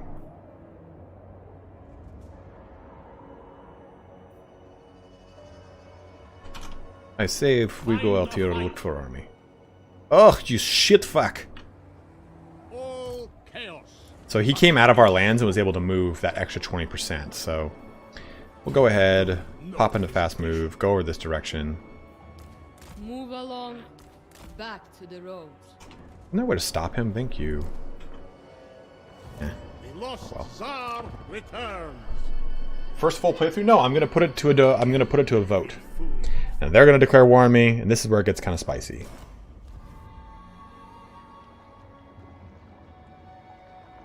Kislev is your doom. Unfortunately. What the hell is this? Smelly troll face, vandalized structure, those shit sons of bitches. Yes, Requiem Weepers it is. Boris Ursus. It is Ursun's wish. Good Groth coming in here. Thank you very much, whoever just purchased from the Nexus store.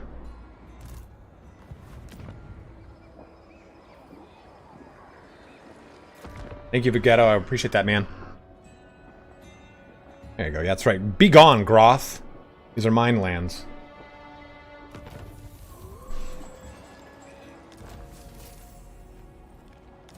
I knew he'd come over here. He's kind of a bitch. Devotion there. Some nice treasury for raising additional armor. Or thingy. Unfortunately, my... Boris Ursus himself.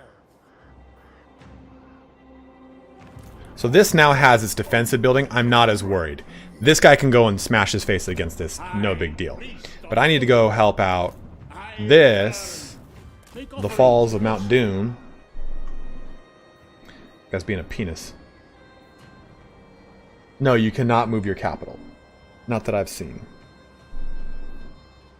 Ursun's disciple. Blizzard claimed that. Oh, it worked! We got it just in time. So here's a cool thing that they've added. See how this has like a secondary timer. So we will get the Scarecrow banner, but this now gives us 600 gold because we did it before that timer ran up. There are river crossing battles, yes. I'll obtain exquisite. Unfortunately now we don't have my caster there for this big fight coming up, so that might not have been worth it. Rebo for Kislev. Kislev. We'll save here real quick. And then we will make this Student of Mishka here for anyone that wants to see it. And then Vanguard for anyone that wants to see it.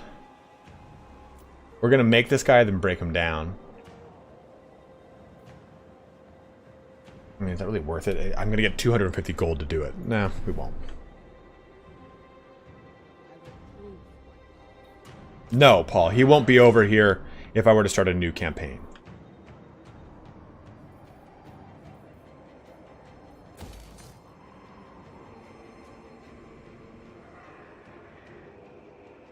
It is to confed. Jesus Christ, man, your fucking question threw for a fucking loop, Nose Dormo. Yes, you can. You just have to.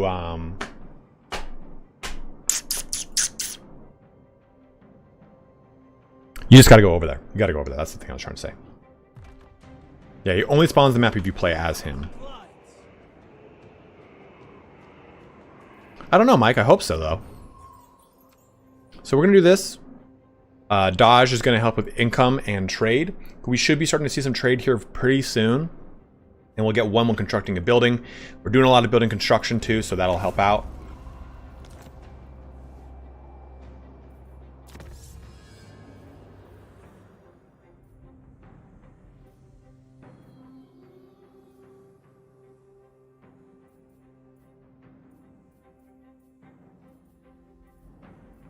I'd imagine sometime next week.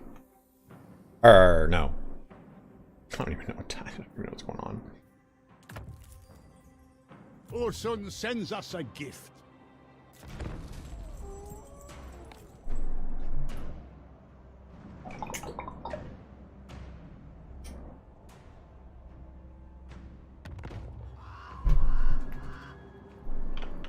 Where'd that little shit go? He's just gonna keep ping-ponging back and forth between these two locations. That's fine. You can do it. I don't care. I'm not upset. I'm not mad. Blizzard's embrace. Anything for Kislev.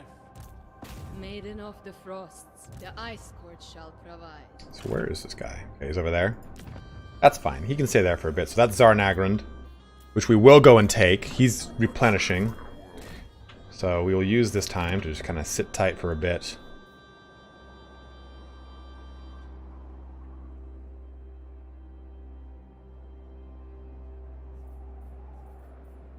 The struts here are very good. Very solid.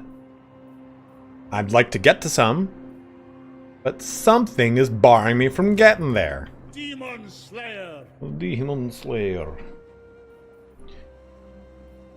We need these damn Cathayan caravans to start coming around, man.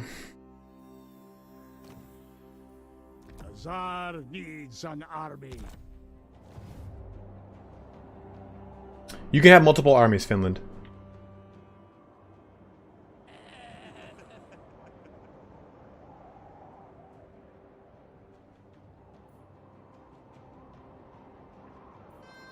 Our loyalty goes unrewarded. Okay, stop. Just calm down.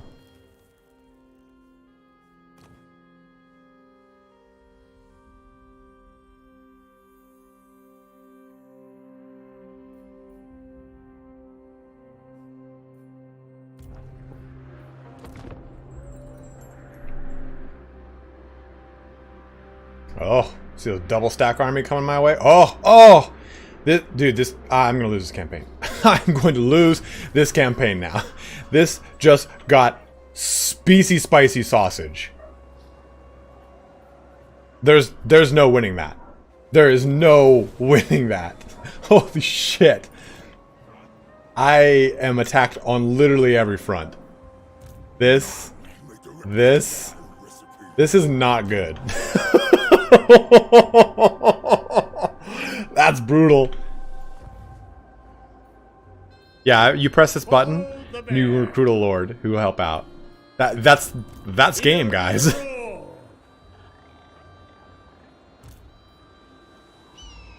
I return.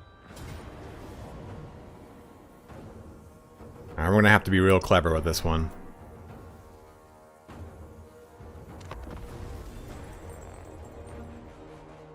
You know, Andrew, it was when I first played it.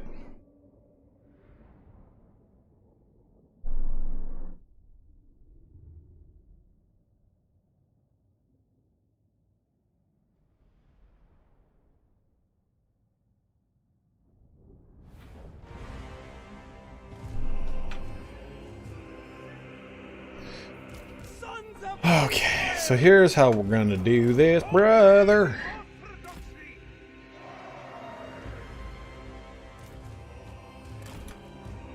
Hussars! Obey the orthodoxy! We fight for Ursul! Hussars! Hearts of ice! Hearts of ice! Follow the bear! Defenders of Kislev! We do this kind of like a maniple.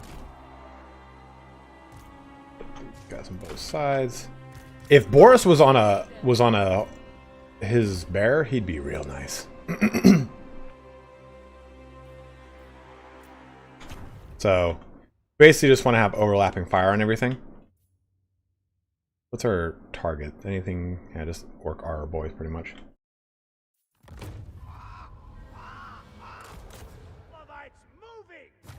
Why did you have to reverse to shoot? Just shoot the fucking cannon, man. For the throne! Hussars! Our duty served! Excellent! Obey the orthodoxy! Yes, same as gambling, LT. Warbear Rider! Frost Maiden.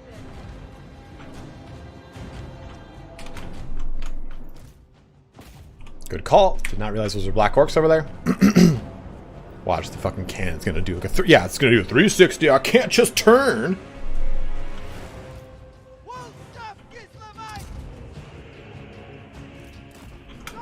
I'm gonna get in that backline cookie jar real quick.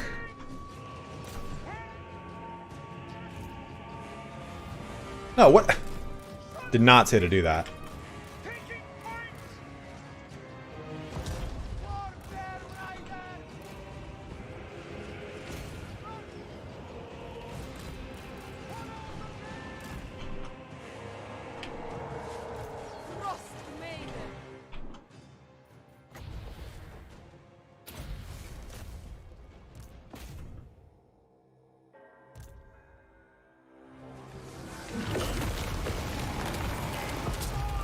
Execution! I will gut them! Oh, well, I put these guys too far apart. Okay, just blitz over here, please. Warbear Rider! Full tough Kislevites! Follow the bear!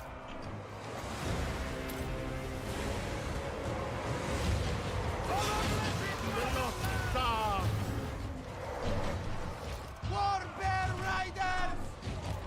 We fight for Rusan! Whoa, he lost a chunk of health. Bringer of Hoard Frost.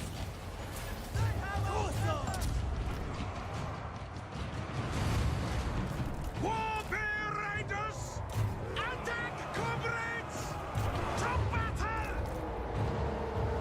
Father Well, fuck doing the actual attack, huh? Frost Maiden.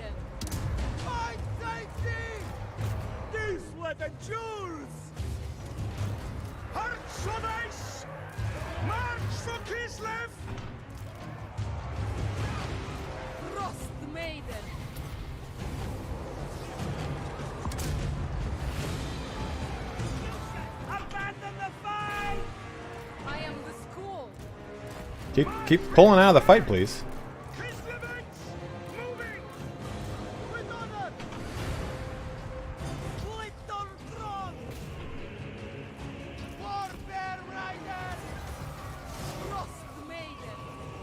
See what I mean? I mean, that Lord was actually pretty high health, and we just ate his ass right there with that ability. God damn, man. Pull out of the fucking fight. I hate that I have to do this. I'd have to just keep right-clicking and keep right-clicking and keep right-clicking and keep right-clicking. Like, force move should be definitely an option in this game. It is, like, absolutely needed.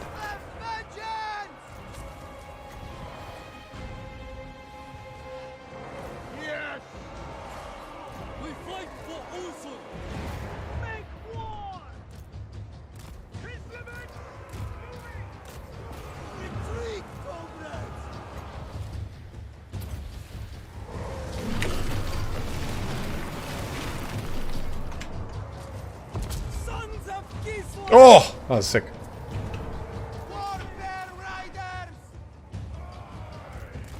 Sons of Kislev! Defenders of Kislev!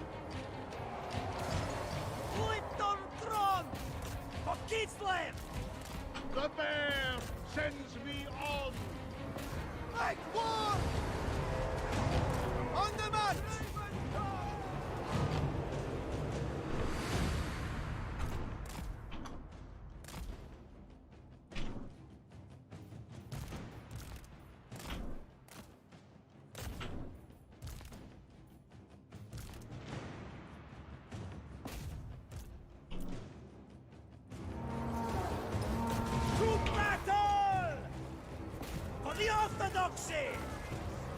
It is done. Indeed.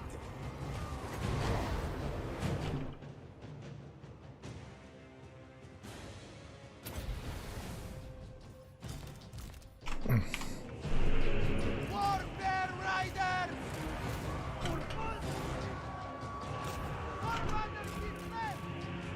Slay them. Anything for Kislev.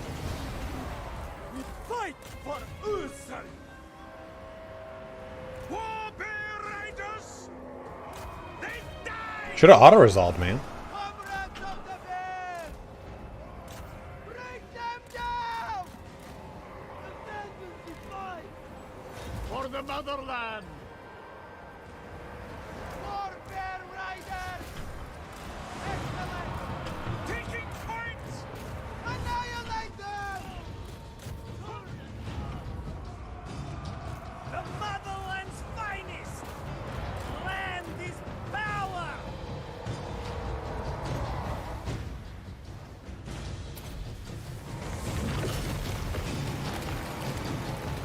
Warfare riders!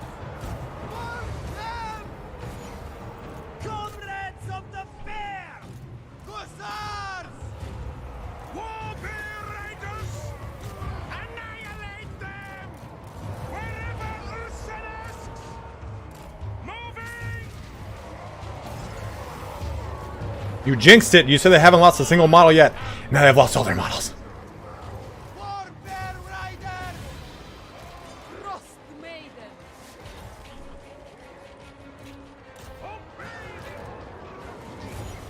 Taking position! Warbear riders! What the hell is that? Something farting over here?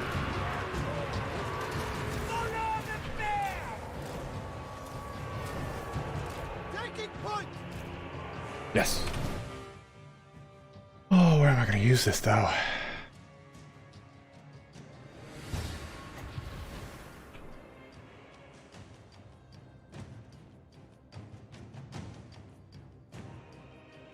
Too far away to really be useful.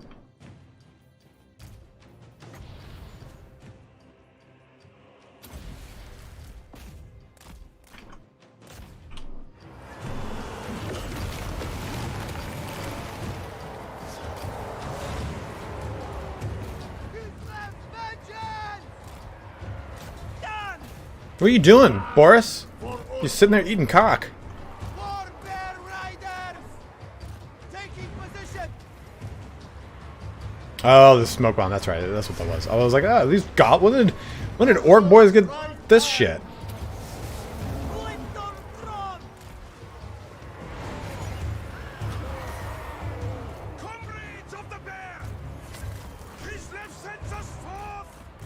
Thank you. There we go. Come on. The lost Tsar. Frost Maiden. Not looking good, guys. So be it.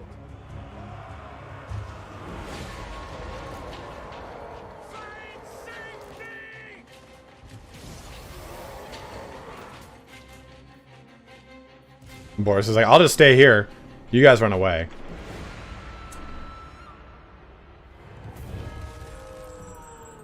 So auto-resolve it is for that fight.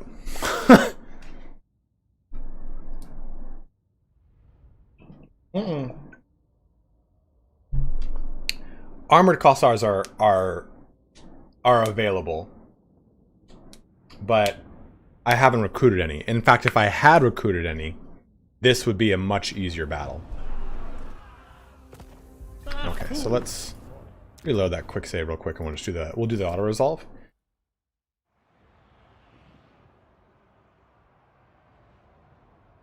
Oh.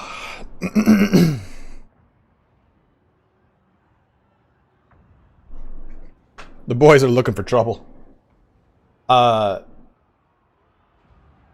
Kislev does very well against like Skaven. Even though those are full Skaven stacks, if it's one Skaven stack against my garrison, I should be okay. Boris Ursus himself. Ursun's disciple. We are Ursun's claws. I mean, that's clearly way better than I would have done. And actually, we'll take the replenishment for sure. That gave us a lot of money. And the important part about that money is we're going to drop into the negative For Kislev. to do this. Honor Ursun. Oh, you know what would really help right now would be this. Nope, would be this. Falls of Doom will make a defensive building here because we can go back and help out the rest of the land without, well, I kind of need this. Fuck my ass. Where's the fort? They're probably gonna dodge this and go there. Auto-resolve is still pretty nerfed. Hear me roar. With these guys, even just 2 will help the front line out so much. Fall of Doom, I think we just got it. Suck the dick of the day.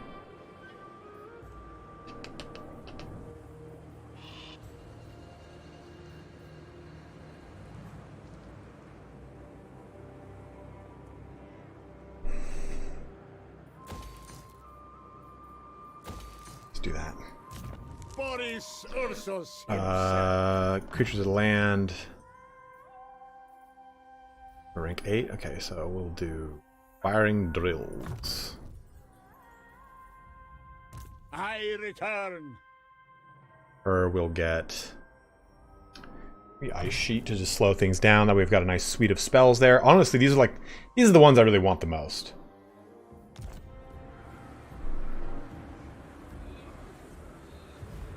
The lost Tsar returns.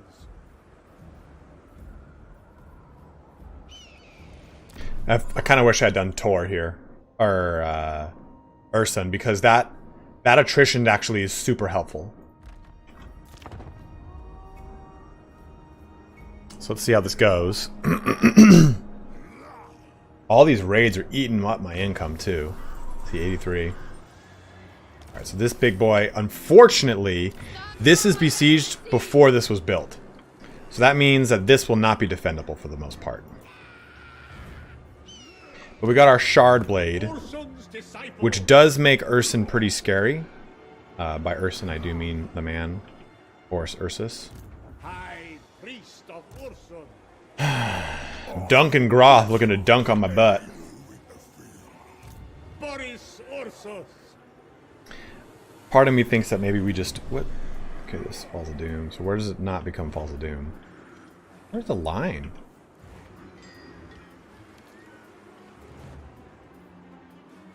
Hear me roar. Yes. This is what happens. You can confederate them. Reborn. Yes, there's ogres over here. There's ogres over here. And this is all ogres.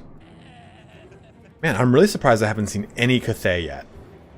I saw so much Cathay at this point in my campaign. I return. But I think... I mean... We might have to just take this in the face. Oh, recruiting that won't help me out very much. Motherland needs men. Demon Slayer. Follow the bear.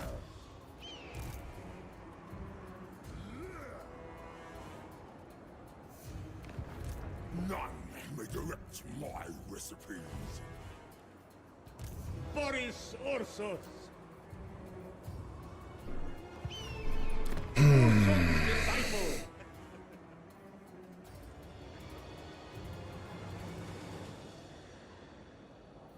We were born to defend.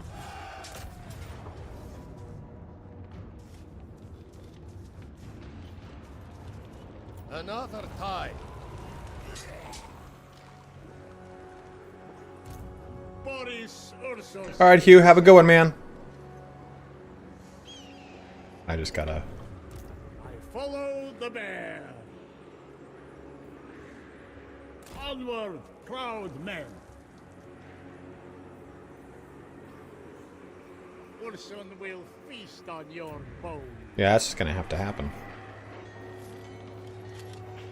Man, this went belly up fast. Look at that. All right.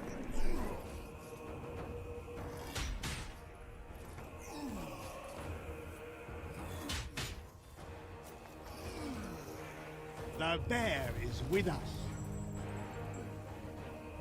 Kislev, can you... Well, that deals with the ogres, at least. And Kazimir Bolshevik.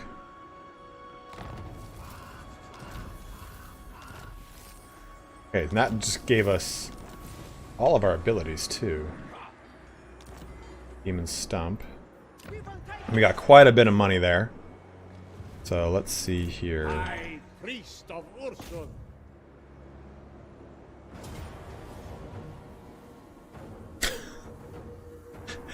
Oh my god, he's got all these winged lancers? Save that. We are invincible, Kislev.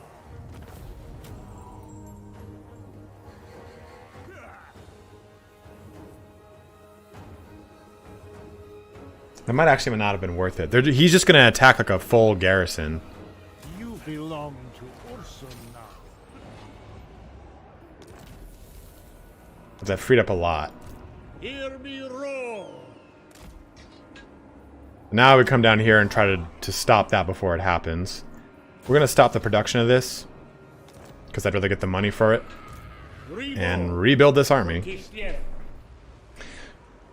So we'll do... Faithful workers. The lost Tsar returns.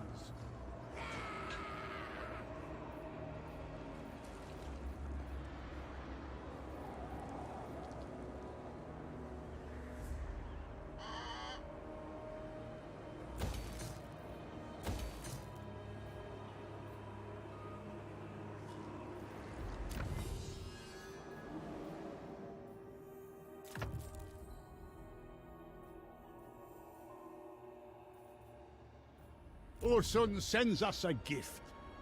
Is it you on the Kislev cannon being some of the Streltsy in the regiment? What was the question, Pavel? I do hope that they'll put Ulrika in this game. I follow the bear. I follow the bear too, man. Same.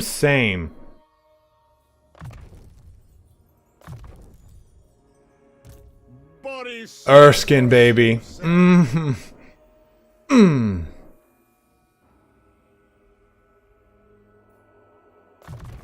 That'll help out all of our Kossars, which are going to be just our rank and file for the long time here. So this just... That's like huge. If we can make one more turn, we can go break this siege.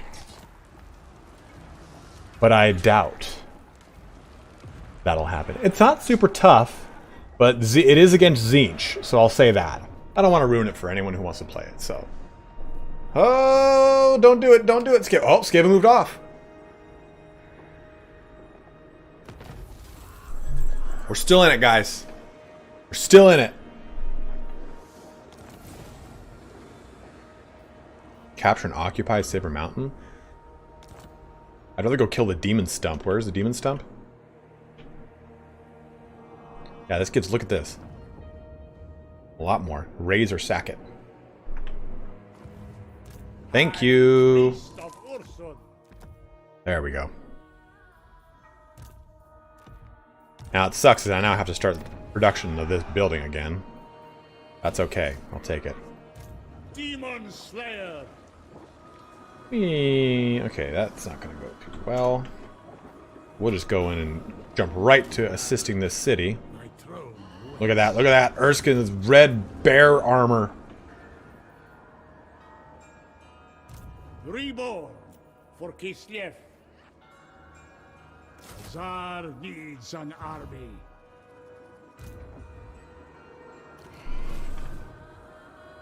Oh, they look like me. Yes, yes.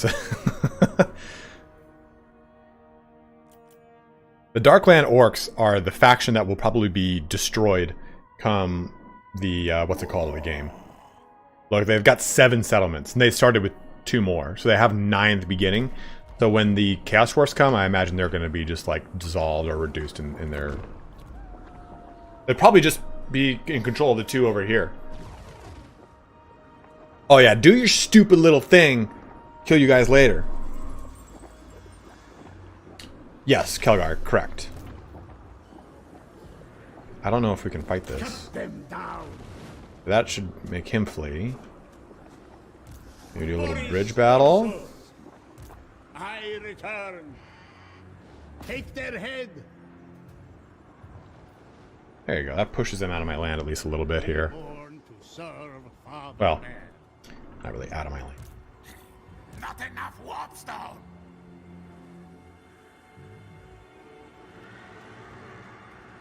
This looks like a surefire win. Streltsy, I think, have a better propensity for doom stacking than the other units in Kislev. The motherland endures. There we go. More workers. Ranger standard. We have so many standards. Glory to Father Bear.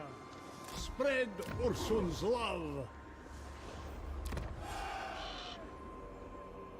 Okay. That's the Doomer set.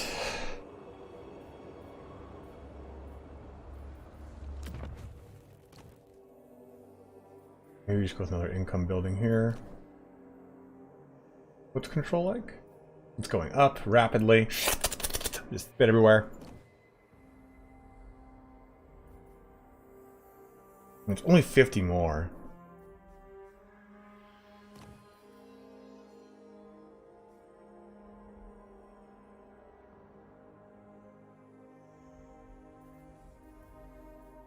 I don't have the devotion for such a thing.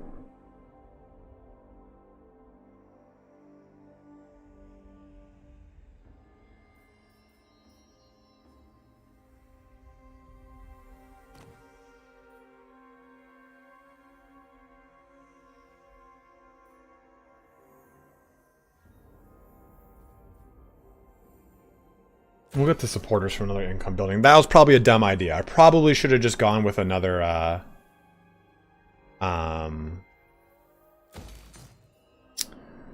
what's it called building? Another defensive building, but... As it was meant to be. You know what? I'll tickle my clit in the wind. Serve me. What'd I say? Ursun. I cannot eradicate chaos alone. I gotta get my army like back online to start pushing again, so I think we're just gonna do that. No, Darth, I'm gonna see it tomorrow though. New Jackass movie tomorrow. You have to directly own Kislev, Leningrad, and Prague, and Kislev for 10 turns, and there's a quest battle. Yes. Yes, correct. He does have a devotion cost. Yes, got some 3k there. Nice. End of the empty steps, so that's good. So this will give us Streltsy, which is great. But I want to just jump up some our income right now. I think that's got to be key. Repair that all up. This is going to put us in better shape, and let's go push. The Skaven Horde is very annoying, but honestly, once this building is made and we upgrade this capital, this is like a impregnable to Skaven. Like, it's so strong. Kosteltion's good. I think Kosteltion's amazing in multiplayer. In campaign, he's really rough because he doesn't get good until much later. What do you mean, Mark? About what would you think I said? Would you think? Did I say? Do you think I said something weird? Would you think I would ever say something weird?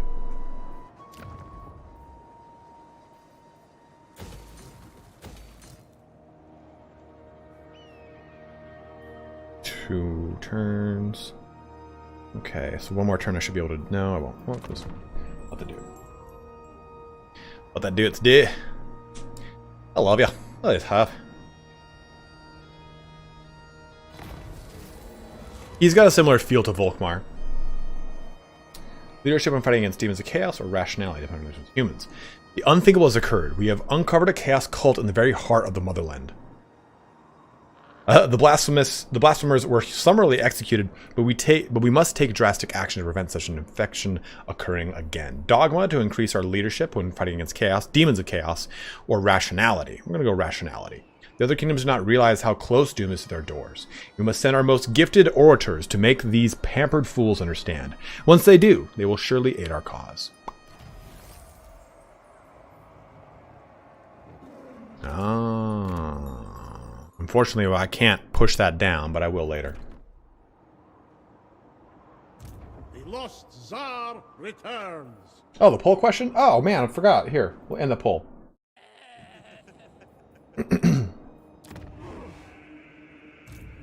So get over here to the Falls of Doom. Let's go take out Tsar Nagrand. And that will actually, that should give us better sight on any of the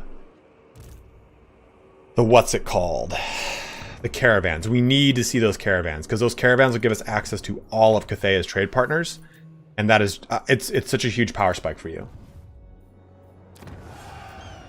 Control's looking good though. Defenses will be much better.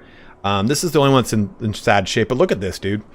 We got 1, 2, 3, 4, 5, 6, 7 Kossar units, 2 of the armored Kossar, 3 armored Kossars, 2 Zargard, and 2 dervishes with a patriarch. So it's a solid little defense, and it's got walls, so I can defend quite a bit from that main location. Main location. Yeah, I like the different environs, you know? I always felt like, even though the Southlands and Lustria were two entirely different things, it didn't feel very different. Ooh, a Chaos Incursion. Well, at least it's right next to me. We can just pop these bitches. It helps my homeland.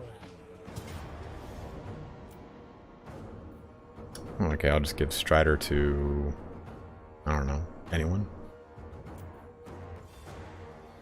We are Ursun's law. Hey, Dark Omen just purchased... Dark Omen post-tonsil doctor. Oh no, that's right, I forgot, man. Bad case of the tonsillitis. Thank you very much, though, Dark Omen. Just purchased through the Nexus store. Kislev can use more hands. What is the strength of Kislev armies? Flexibility and good light cav?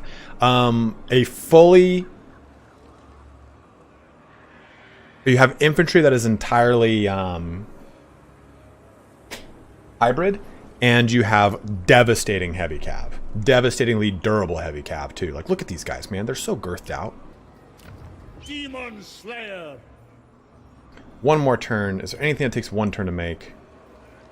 I think we go with the Streltsy. No. More income. I just need more income right now. I return. And now Stout-Hearted. Starting to get into his line, which starts to get pretty crazy. Brother Bear, strongest in the land. Ursun's disciple.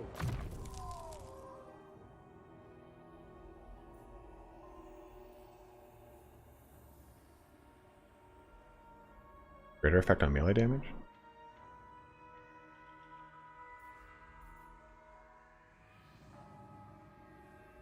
I mean, 3 wins of Magic Rise Sheet's great. 7.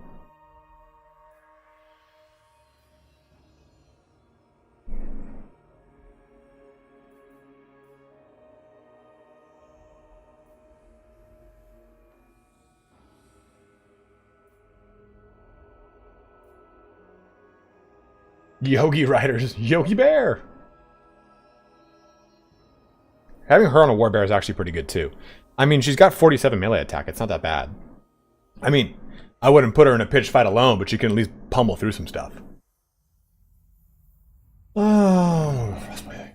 Actually, Death Frost. Let's just, like a really strong nuke down Lords, because that's a big thing about the Lords that you fight around there here. You just need to kill them to mess up their morale. Reborn for Kislev. So Boris goes.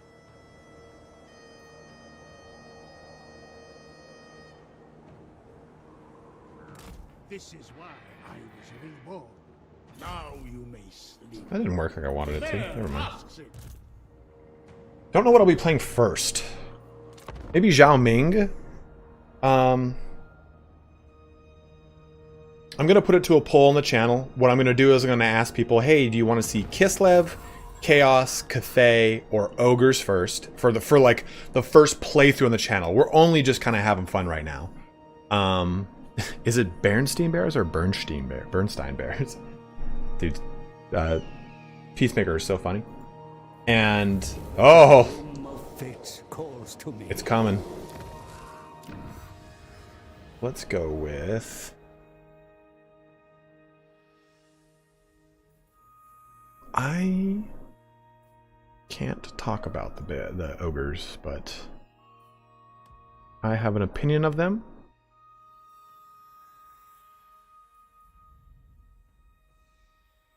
I don't know who does it. Blue from Jungle Book.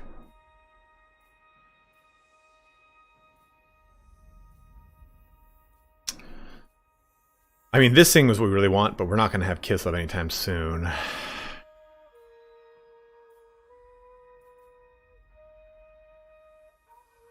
I can go up to 100, Mark.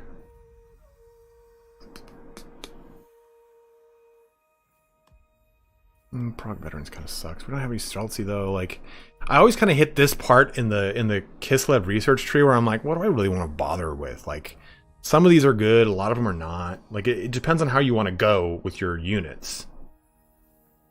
I guess Casualty Punishment, maybe we'll go with that for now. Shield Kislev against Chaos. I go for Kislev.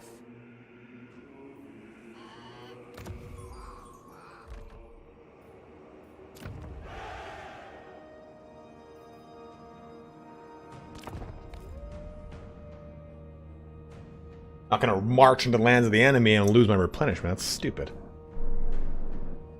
I live again.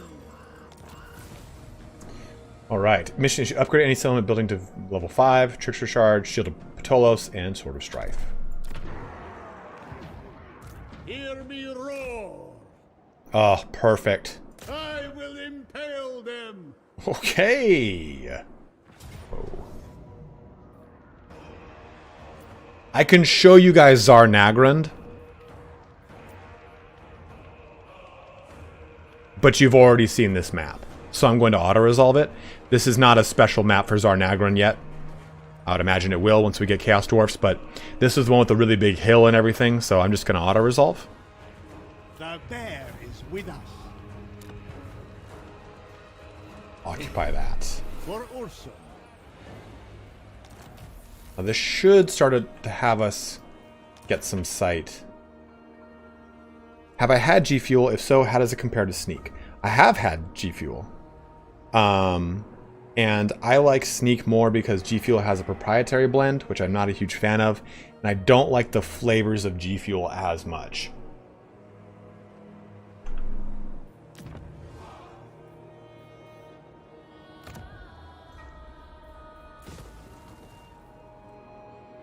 This would be the Chaos Dawi capital, yes. The Dawi Czar, as it would be called. In the lore. I kind of want Great Reclaimer just to really move around the map a lot. But Brother of Bears is just going to be so strong for them. The orcs did a number of the Chaos Dwarfs. Aha! See? Aha! Like I said, could you get the fuck out of our lands? There is desperation in your pitiful eyes. Oh, is it? I am double your strength. It should. I don't think it... There's no reason to believe it would not work on... There's no reason to believe 8-player co-op would not work on the Immortal Empires or whatever it ends up being called.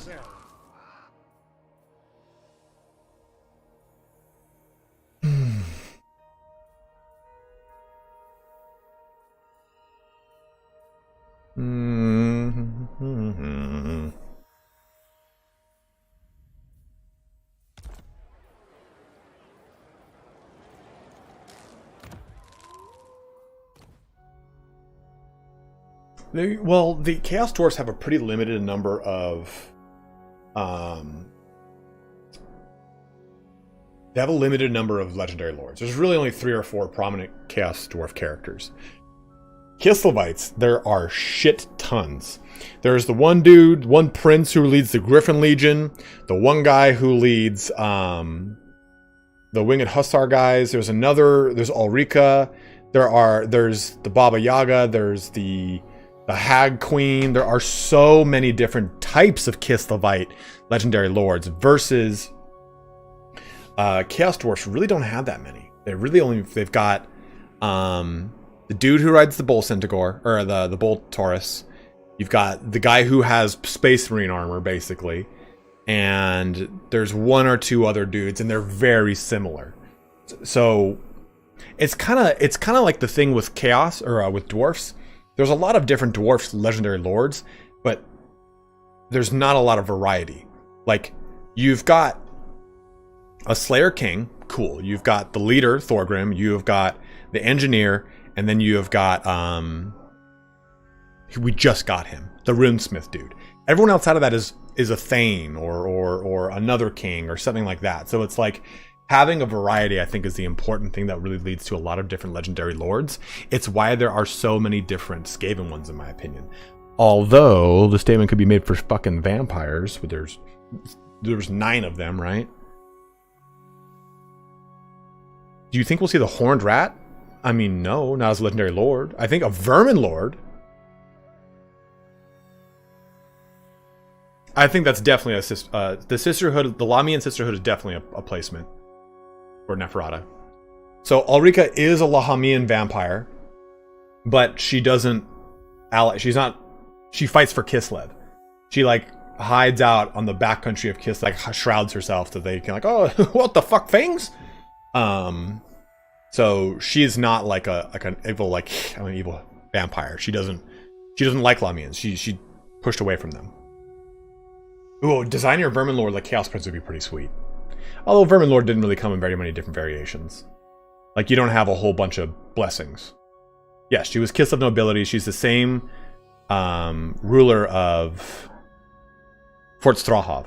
The guy who her father is the warden, like the warden of the north at Fort Strahov. Or is it Alexandrinov? No, it's Strahov, I believe. Right? Someone help me. Okay, let's just go with Great Reclaimer.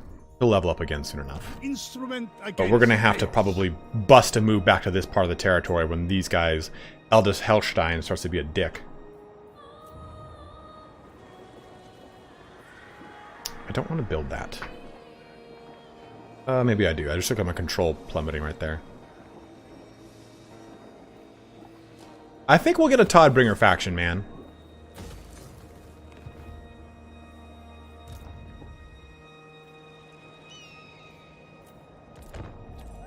You think Felix hit that after she became undead? He's like, well, I've never had cold vagina, so...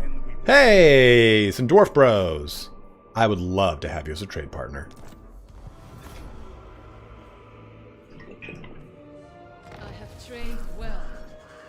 I always love this. This is such a cool art for Bretonia there.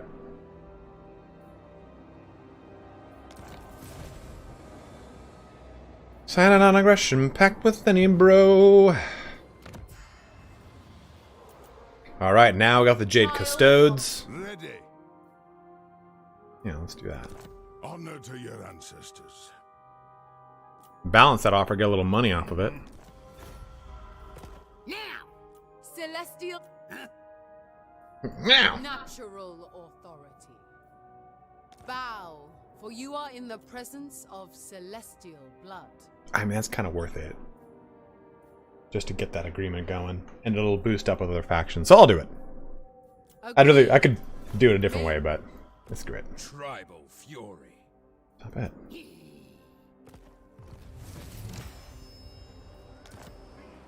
The lost Tsar returns.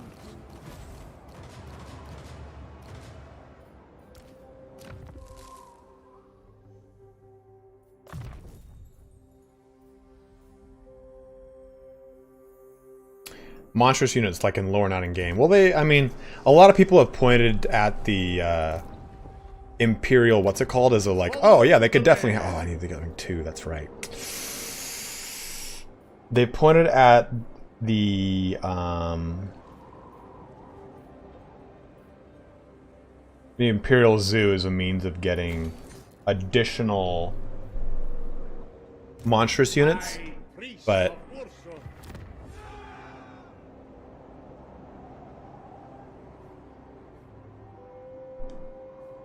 get out of here, Aldous. Stop fucking around.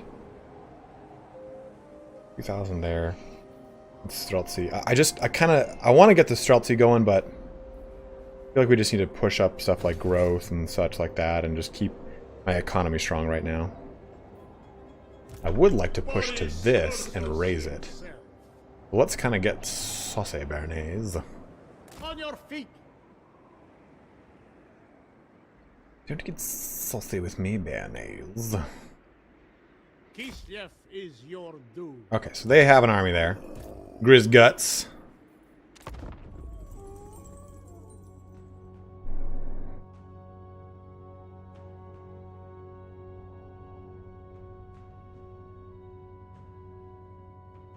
I will slice you open.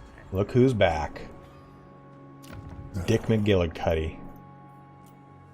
Alright, I could probably... The lost Tsar returns. Look at this. A little way up to here. My spear awaits you.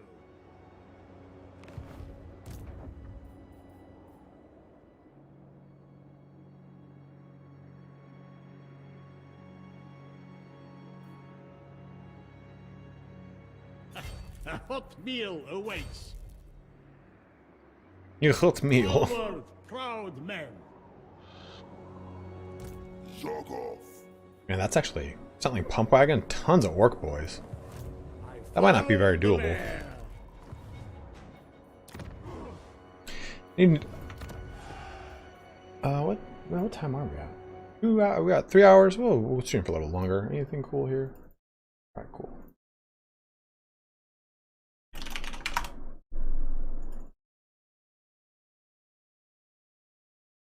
Okay, so for those that wanted to see it,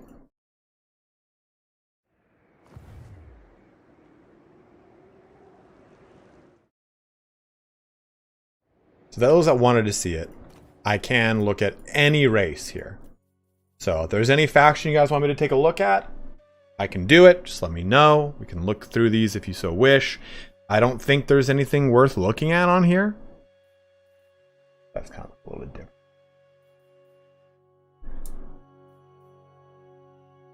I think all these unit cards look a little different. Like different than they did in Warhammer 2. I don't think I can look at Ogres or Slanesh. But if you want to see like the Lizardmen here, I can show you Lizardmen. Oh, they changed martial prowess? Let's take a look.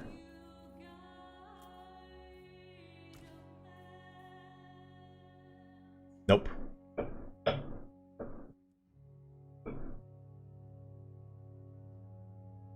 I have a cool little like lore blurb now on them now. Nice. Slanesh is this weekend, KSM, which I shall be showing thee. We'll be playing, or is next Thursday. I'll be showing off them bad boys. Tonia here with its jank-ass unit cards. Where's Chaos here? That seems different looking.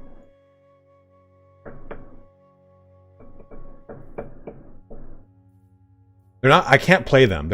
I can't put them in custom battles or anything, but we can at least look at their units. So if there's anything you guys want me to show, let me know. I'm more than happy to do it. More than happy to show off for you bros. Here's just the unit cards as a quick glance. I'm sure people with sharper eyes can tell whether or not something has changed. For the most part, it all seems very much the same. Some things here and there look a little bit different unit card wise, but for the most part, it seems to be very... Addict the Maze Keeper. I can go to turn 100, Kaiser. Quick scope. Staircase.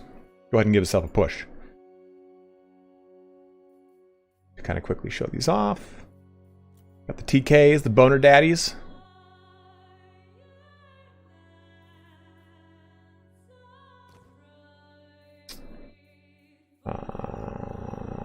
Empire here.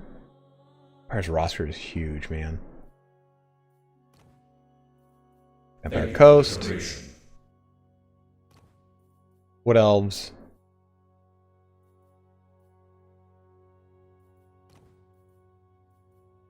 Yeah, it's everyone. Greenskins, here's Greenskins. There's Bistman. Yeah, this thing on the right is new. Ungol Raiders have been tasked with seeking out enemies for their war herds to prey upon. They have a knowledge of the wilderness unsurpassed by even the most intelligent Gore. And it is they who sow the seeds of mayhem, seeds that soon blossom into full-blown destruction once the war herd falls upon its victims. Bands of Ungol Raiders range ahead of the war herd as it travels through the lands, sending runners back and forth to ensure the Beastman army can bring its might to bear at the right place and time. Intelligence provided by the Ungol Raiders enables the war herds to encircle and trap the foe, to launch ambushes from hidden paths and moss-choked vales, and to cut off the escape routes of those that believe there is still a route to safety. That's definitely really cool. I like that. Old Timer, what's up, man? $10 donation from you. Hey, bud, looking forward to getting your Crusader vids. I need to get back into it, and you always get me back into Crusaders and Mountain Blade. Have a great weekend. Thanks for today's video. Absolutely, man. I got Costeltian coming out tomorrow. Is there any race that is not Cathay with the fight and formation trait for the infantry? No, Vicente. That is a Cathay special little sauce. Special flavor. Is that a gyrocopter on the Empire roster? Let me check. It might be a campaign. Yeah, it's a campaign exclusive one. Obstinate gyrocopter.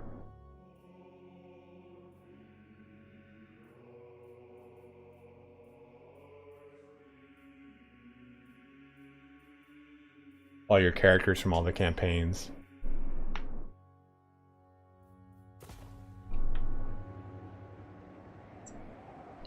Okay. Any co-op campaigns? Yeah, absolutely, man.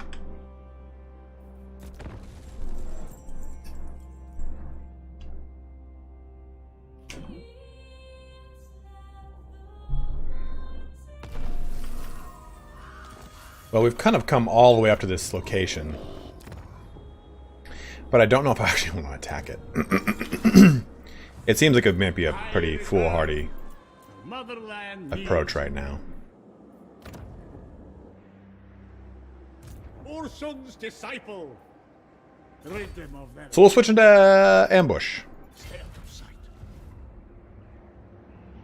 I don't know if the vampire counts are getting anything, to be honest.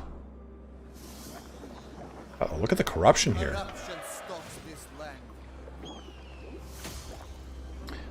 Need that to reduce that corruption.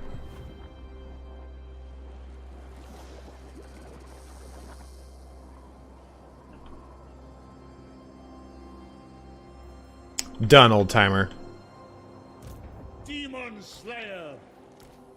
The old timers of Kislevs. Done just for you, bro.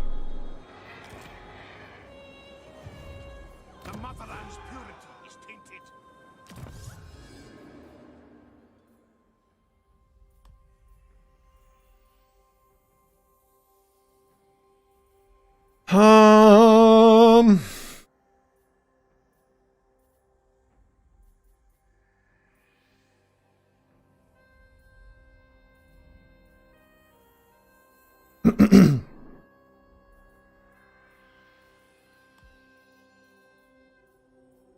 The bear lifts us. Yeah, when Chaos Dwarfs enter, it'll be cool because you'll have this like very set antagonistic relationship. Like I'm just really right now dealing with these fucking greenskins. It's annoying. Oh man, I am besieged. Plague. Descent bruise. All right, we got a bust to move back here. Deal with these guys. I thought we could trick them into falling into our ambush, but apparently not. Vicente, we unfortunately have named both the Bear Riders.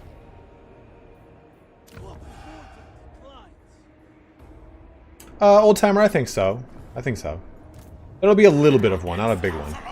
Unfortunately, they're going to go for this one, which is the not defended location, because I'm an idiot.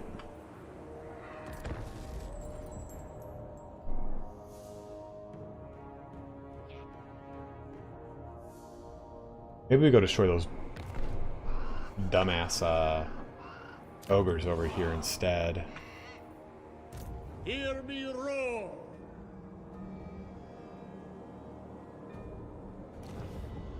Yeah, we're not going to get that bonus anymore, so we can go over here and crack these ogres open.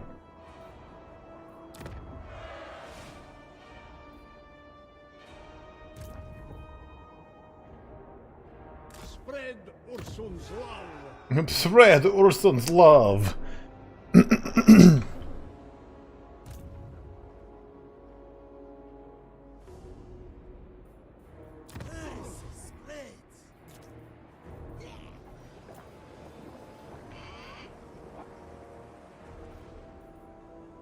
We should have some rifts appearing here pretty soon too. Those will be kind of fun.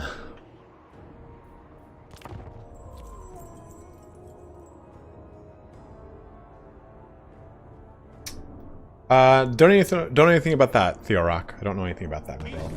Oh, here it is. Any units take to the walls. The death rattle felt across the dimensions. Yeah, all the Zinch ones. I mean, any unit can take to a The wall. mortal plane, creating rifts and scarring the world with gateways into the Chaos realms. Howdy Lumpkin, what's up, man? Good to see you, brother. The tome of fates knows all. The rifts are our opportunity to reach the Chaos realms. Now, I truly earn my fee. And yet, a gateway opens both ways. While we may traverse the rifts to enter the realm of chaos, Kanto. transported to far-flung areas of this world, we must close the gateways not required, or the demon tide that flows forth will lay your lands in ruin.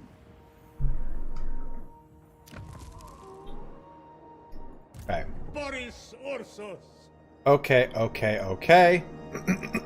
So the nice thing is, I only have one rift in my territory. Where do we go? We could go to the bottom of Slanesh. We could also just not go. To be totally honest, not going might be what we end up doing. Ursun's disciple. I have missed such comforts. I've actually never been to Nurgle. You want to go to Nurgle, guys? We can go to Nurgs. To Nurgy Nurgs.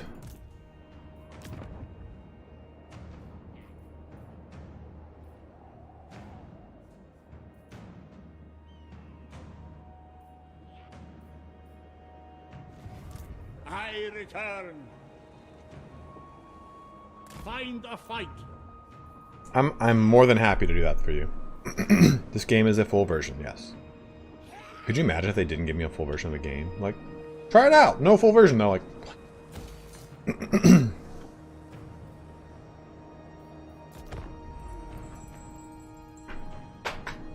you destroy the Chaos Rifts by going up to them and using Destroy Chaos Rift action. It costs 25 or 1500 though. Bitches, sons of bitches. Be on guard. Natural authority. Cathay Eternal.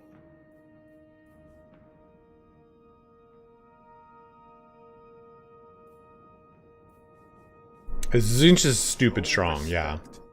For I am a sanctioned representative of the dragons. Sure, just give me money, man. The kingdoms of... In charge.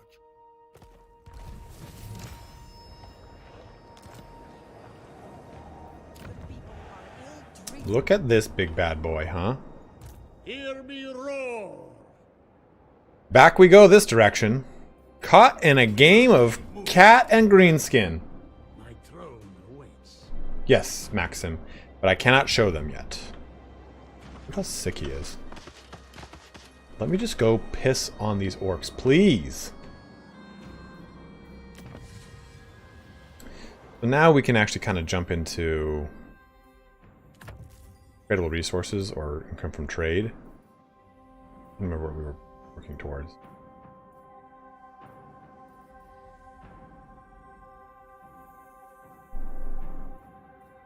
A boon to our great state. Oh, this is just hard. Since it's more of like a showcase, trying to show off a lot of stuff, and I'm not focusing as much on like trying to win. We're focusing more on just showing off certain campaign stuff. It's just on hard. The land speaks. Prey to the land. Recruitment rank for snow leopards, warbearer units, and elementals.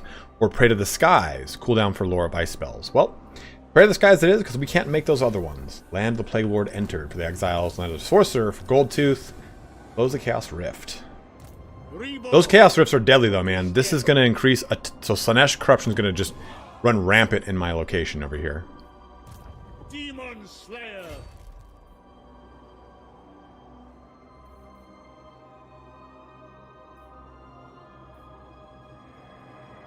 Make offerings to Ursul.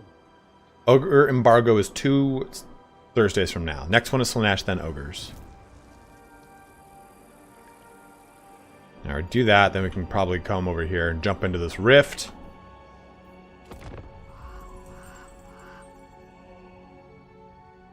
It's hard to say, I don't know how long it would be.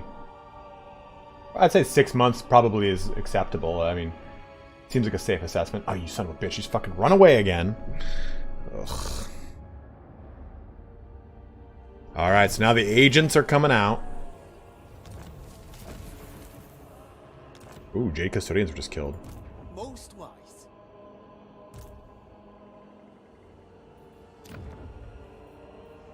Alright, so we can make this, which is good. Because then we can get a defensive building here and I won't have to worry about defending this location as much. It's pissed me off right now. Boris Ursus. Ursun's disciple. Let me save real quick. Run over here. Where is this guy? God, he like booked it all the way around. You're such an asshole, man. Alright. I'm gonna load that quick save back up real quick. How long until it's cracked? What kind of question is that, man?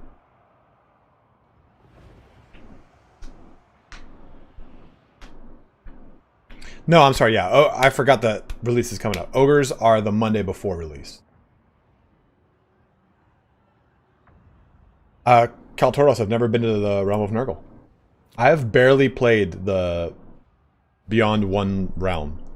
Because I've been doing it all with you guys. I wanted you guys to see what my reaction is to stuff. Rather than me going like, yeah, you know, this is absolutely the best. Like, I feel like it's a little more genuine and fun when it's this way around, you know?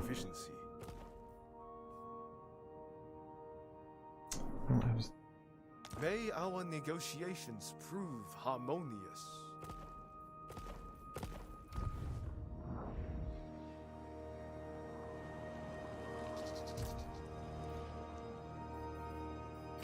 Let's sprint all the way back here again.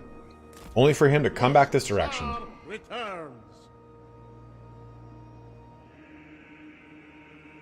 That's the most ridiculous statement. Like, when could I find it on Pirate Bay? Fuck, dude, I don't know. I have a link where you can buy the game through the link to give me money. Why would I tell you what that is? Yeah, see, I haven't seen all those Cataclysm spells.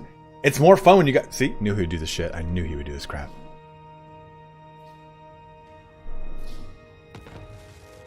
Here's what we're gonna do. We're gonna go right here. Which Ogre Lord am I most keen to play? And just go into ambush so he can't see me. I'll be honest, I don't really like the ogres. Ogres, I think, are cooler conceptually or in lore than they are in... Like, I never liked them on tabletop. They were like my arch nemesis playing as high elves. I'm not really excited too much about them in Total War Warhammer. I'm more excited for Chaos Dwarfs. In fact, I like that it's Chaos Dwarfs is the DLC and not ogres, because that means we're going to get a lot with Chaos Dwarfs. Perfect. Perf. My spear awaits you. I'd like to make... I'm going to have to make another... You know what? I think we abandon this technology and make an ice witch just to have a roving assassin to help this crap. I will impale them.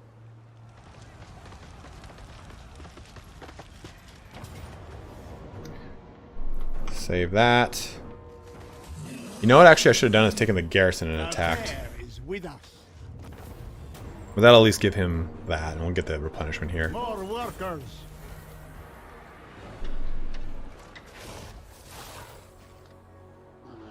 It definitely does. You need multiple armies, but I messed up my economy pretty bad. Pretty bad.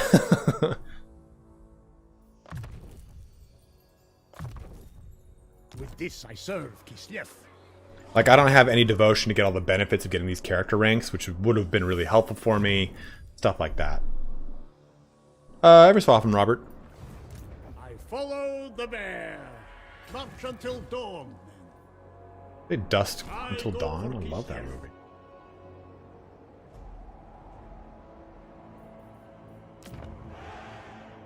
Yeah, Greasus doesn't really look cool to me. Scrag, I think, is cooler than Greasus as far as, like, overall just the vibe of his campaign location, his character itself. Greasus has never been cool. I think maybe it's because I used to be so overweight that if I see, like, compulsive eating in like a movie, it will legitimately upset me. Like, compulsive eating not triggers me, but like, okay, so growing up, like, full-blooded Italian, so tons of eating and food, part of just like my culture, right? So, oh my god, look at this place, just getting ripped apart by Slanesh. Oh, what the hell? There we go. So, when I see someone compulsively eat, what I think about is, like, you know, my mom, she only wanted what was best for me, and she was like, you know, maybe you don't eat so much right now. Maybe you don't have that supersized fry with supersized drink at Jack in the Box. And I was like, but Mom, I'm really hungry. And, you know, she just wanted her boy to be happy. And so watching people compulsively eat, like just like auto mode, like, doesn't upset me like those fucking idiots. It upsets me because, like, I've done that, and your brain just shuts off and you just do it, and it just, even talking about it kind of gets me like a little choked up, because it's like sad to see. It's sad to see people, like, either like I'm stressed and I'm compulsively eating, or watching people eat in movies that have not eaten for a long time. Like, okay, their character, a good example would be this is a really bad one, but it's like the Jean-Claude Van Damme one, not Time Cop, but Super Universal Soldier or whatever. Like, they come out of the cryogenic freezing, and they've not eaten, or they don't know what food is for some reason. I don't remember what it was, but watching a guy, like, eat, like, just so ravenously, it really upsets me, because it's like, shit, I took eating not even so much for granted, I took it to excess. So, ogres, this is me bringing it back around, I don't like ogres because all they do is eat, and it's something I don't like to see. It's like it's always been such a weird like oh, I don't like seeing that as a part of as a foil for characters, and like, oh, they just want to eat it. Like, oh, that fucking makes me feel so it upsets me. Bloat maxing.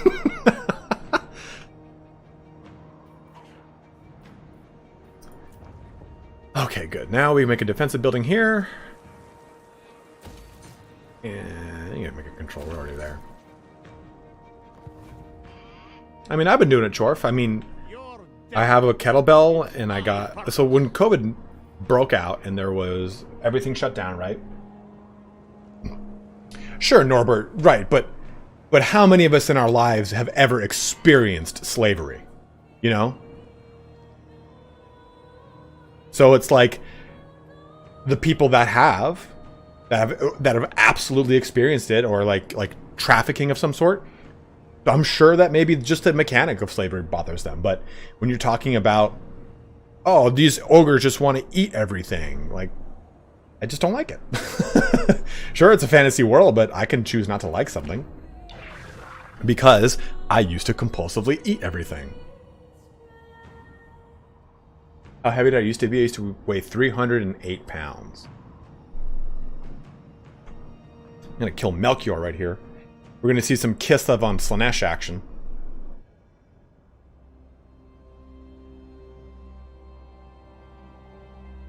There is, like, my land is in ruins. Look at it, it's getting worse and worse.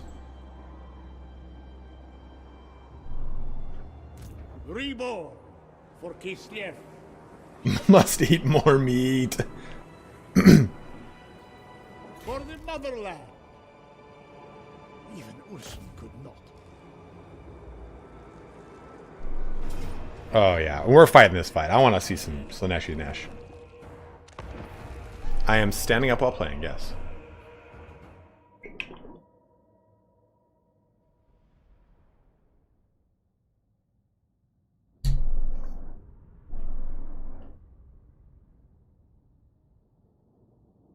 The reason I got this standing desk, more than just like health, because I actually did not get it for health. I was hurting, since I compete in Olympic lifting, it's hard to... You sit all day, your hips just get locked up, and you go to like actually go train and your hips are just all rickety crickets. You're like, "Nyeh." So this helps at least keep my hips mobile. Like my thing has got different little modulations on it, so I'm like, right now my calves are being flexed. But the biggest reason I got it is because sitting down neuters your energy. It's a lot easier for me to speak cogently and in complete thoughts because I'm standing. My energy's like base. It's not just simply like sitting down being like this. Like, it just helps out a lot. So remember we were talking about how battle maps change? We've seen this battle map before, right? What's back here? Now it's starting to get like a purple haze to it, right? You're starting to get some Slaanesh corruption. It's eking its way onto this battle map. So we're not at full battle, we're not at full Slaaneshi corruption, but you can see it starting to change in the air up here. It has an actual effect on everything in here. So it's a really, really cool mechanic. It's not just so simply cut and dry.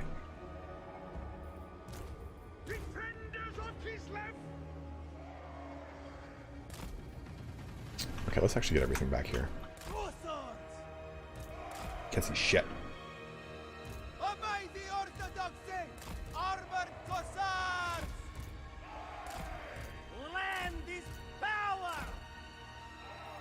So we're gonna put you bros right there. You bros right here.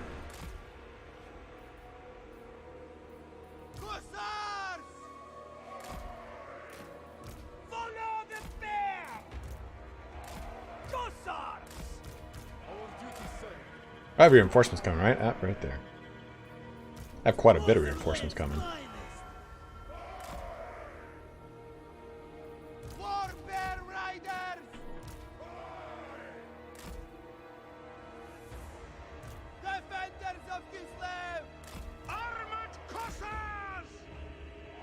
Beat us, your meet us? What? We fight for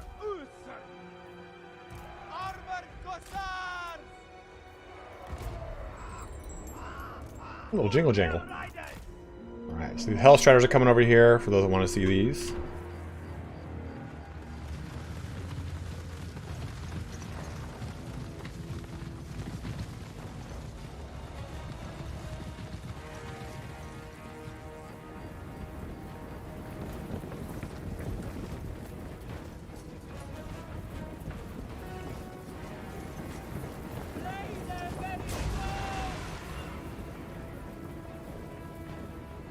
Oh.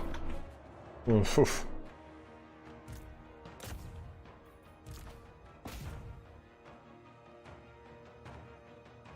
I can show Slanesh like this. I just can't play them, Swaggins. They should have another, yeah, 2 more units over there coming in. Hot and heavy.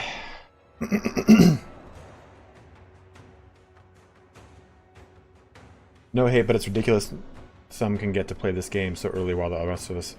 So, Mr. Dias, and I'm going to ask you this question, and I'm not trying to take a hard, mean stance or anything, but I provide free marketing for Creative Assembly. And this is what we've talked about before, how marketing is a really shitty place in our world right now, how it's oversaturated and it does all this crap.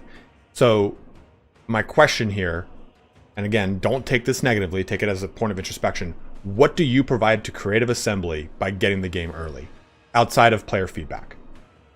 That's exactly why I've got it, is to provide marketing. Which, I'm not saying that's a good thing. It's not awesome how our society works with marketing, but it's exactly why I've got it, is to generate hype. They're trying to push, because it's not to make it so that people that are going to play the game play it. It's to make it so that people that don't play this game see it. That's the most important thing about stuff like this, is to try to expand that out. You go find that lord and eat his ass. Like, I totally understand where you're coming from, and a lot of people have hit me with that, like, why do you get it? You're some sort of special YouTube person, and I think it's kind of just... It's just, yeah, it's unfortunately the nature of the way marketing is now, and it doesn't make it right. It's just, that's unfortunately the answer I have for you. All the way over here?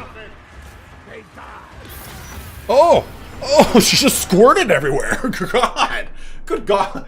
Oh! Well, thank you.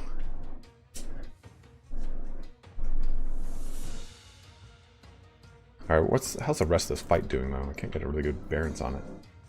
I should have used some slowdown stuff, but I was too concerned with, like, get the image.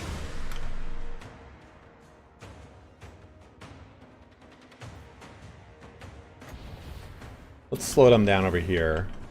Then we'll go drop that bomb over there.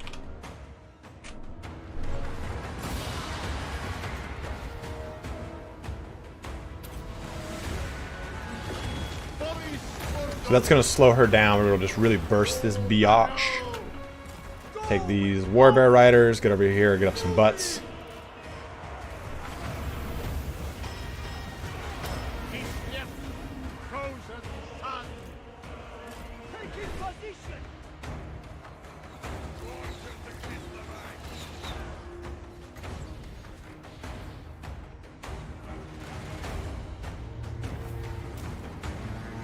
Dude, Boris just killed the shit out of her.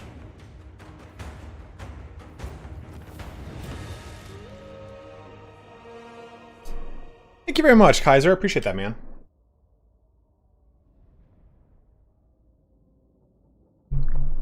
You know, it's kind of like, does Grom shoot one cannibal? Yes, Subrel.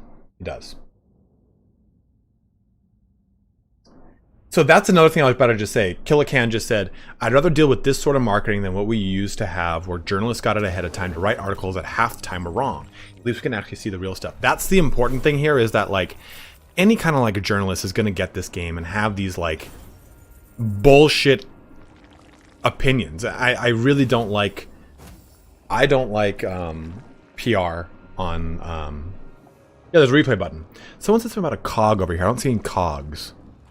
Like, you get these PR outlets that just, like IGN, right? it's so bad. They're like, well, I find this to be a little bit derivative. Like, fuck you, man. I don't know if you play this game. I don't know what your opinion is of strategy games. You might play this game and go, this game is shit. It's nothing like XCOM. That's not going to be a helpful review. Your bias is towards XCOM games. Corn's still my favorite so far, Zeb. Under rewards.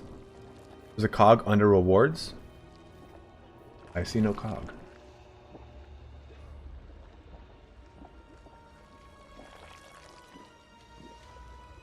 Slanesh is this Thursday.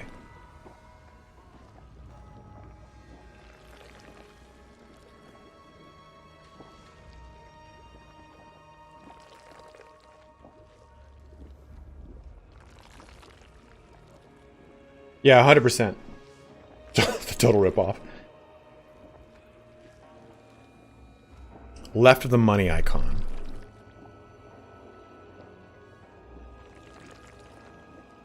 Under the word rewards.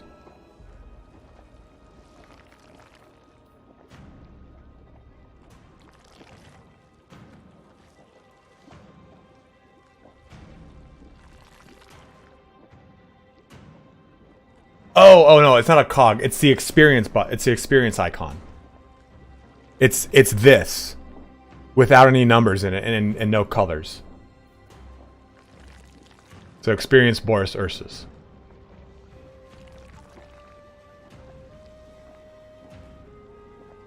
Yeah, it looks like a cog. I see what you mean. That's why I'm like, where's the cog? Yes, his bear. I can show you the bear's swagons if you'd like, but his bear is way different than Kosteltian's and than Katarin's. Let's go with. I just want to keep this army in good shape. Boris Ursus himself. Vodka distiller. This will put hairs on. Well, everywhere. You can grow hairs in several places you can't, most probably. High Priest of Ursun. The motherland endures.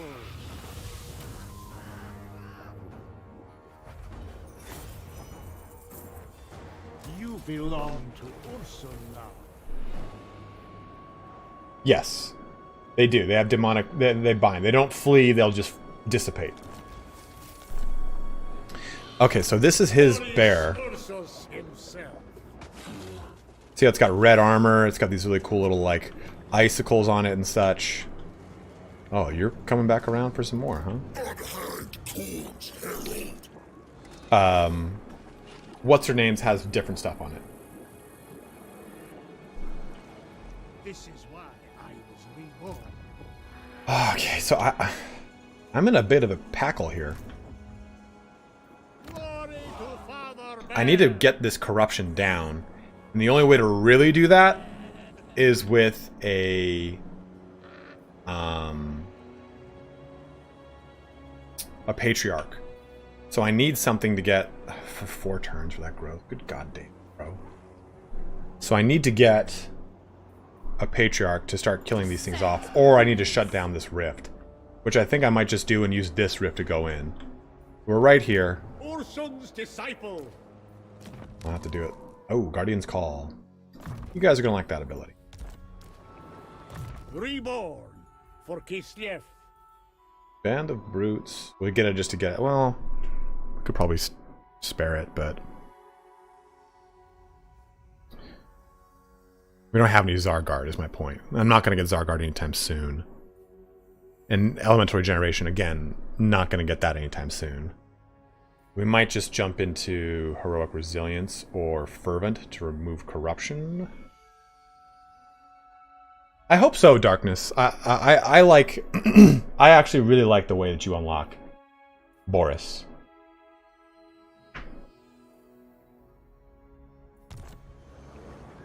The people are ill-treated. The people are ill-treated.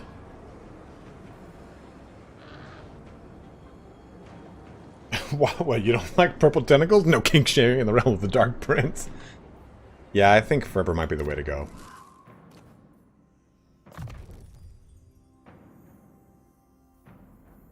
I don't know the cost, Mark, unfortunately. Boris Ursus, Demon Slayer.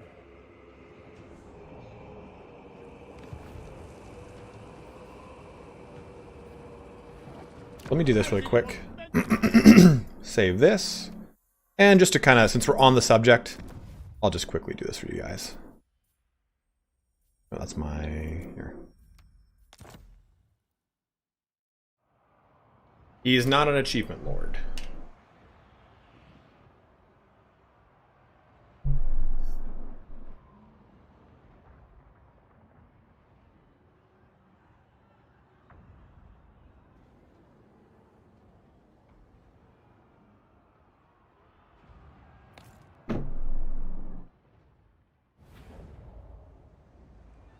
So here is Kosteltians. So you see much different colors, different even horn. This one actually has horns on it, quite literally. Horns. Big old shield.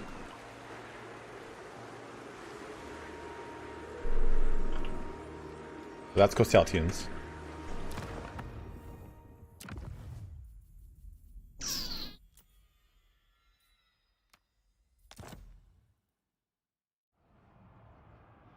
Thousand Needles, yes it does. It's very, very barren, Barons, right? Barons chat. And here is Katarines.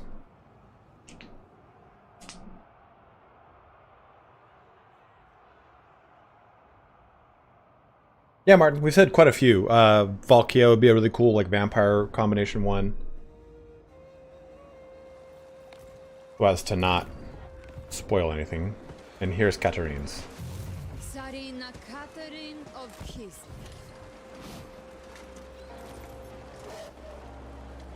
You'll see hers looks entirely different.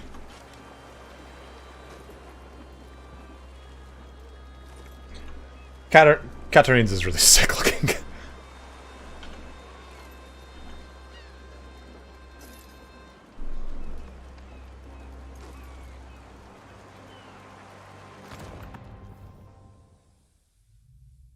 Alright, back to where we were at. And while this loads, I'm going to go pee really quick, so give me 1 second.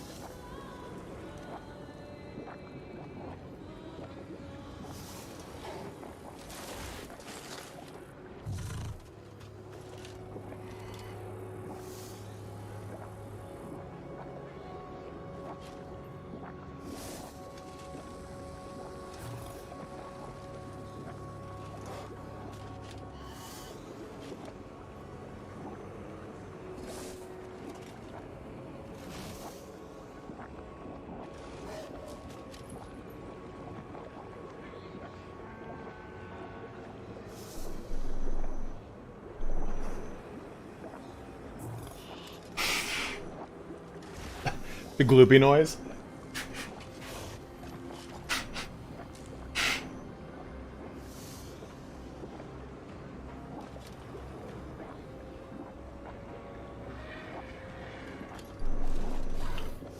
Yes, separate start from Kislev entirely.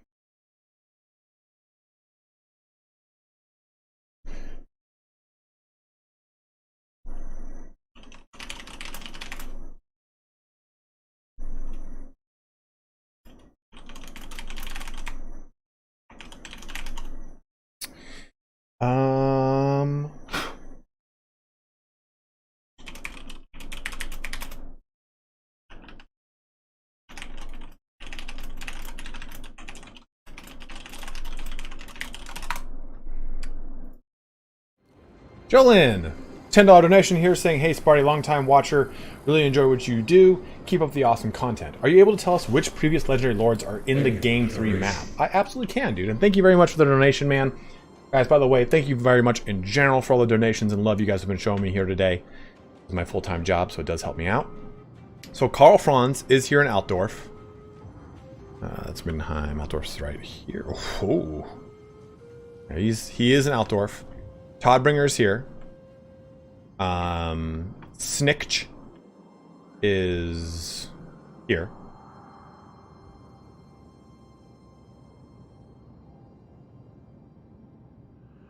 Where the fuck? On Uport? Yeah, so Snikch is over here. No, Snikch is over here. Over here. Gelt, I don't know. I've not gone down there, Dekar. Guys, if you like sultry Australian voices from a woman who sounds like the auditory comparison of Silk, then you need to check out, is it Renee or Renee? Renee Sky. She has a YouTube channel, but she also does Twitch, and she is an author, a published author. She's right here in chat right now. Everybody say hi to Renee Sky. I don't even know what the hell I'm saying anymore.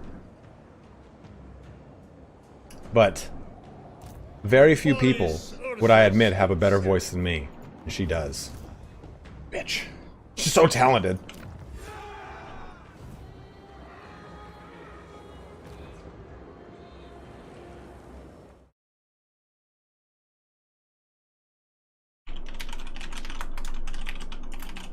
My good lord.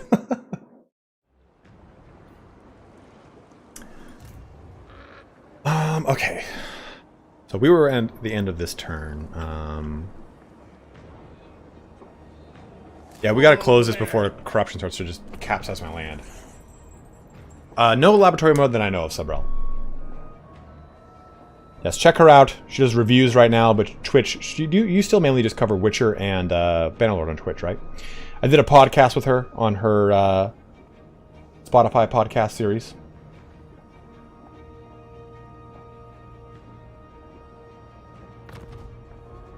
Northern World's Edge Mountains, sure. God, why is it choppy right now? So here's Northern World's Edge Mountains. Kara's Und, Karak Blag, Rock Peak, and Seepgore. That's all part of High Pass. And you get over here with the Dukeless Forest. You go over here too with the Goramandi.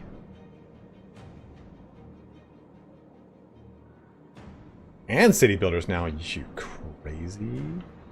Oh, and here's the World's Edge Mountains over here. Silver Pinnacle, Karak Ungor, Kara's is Kolaz.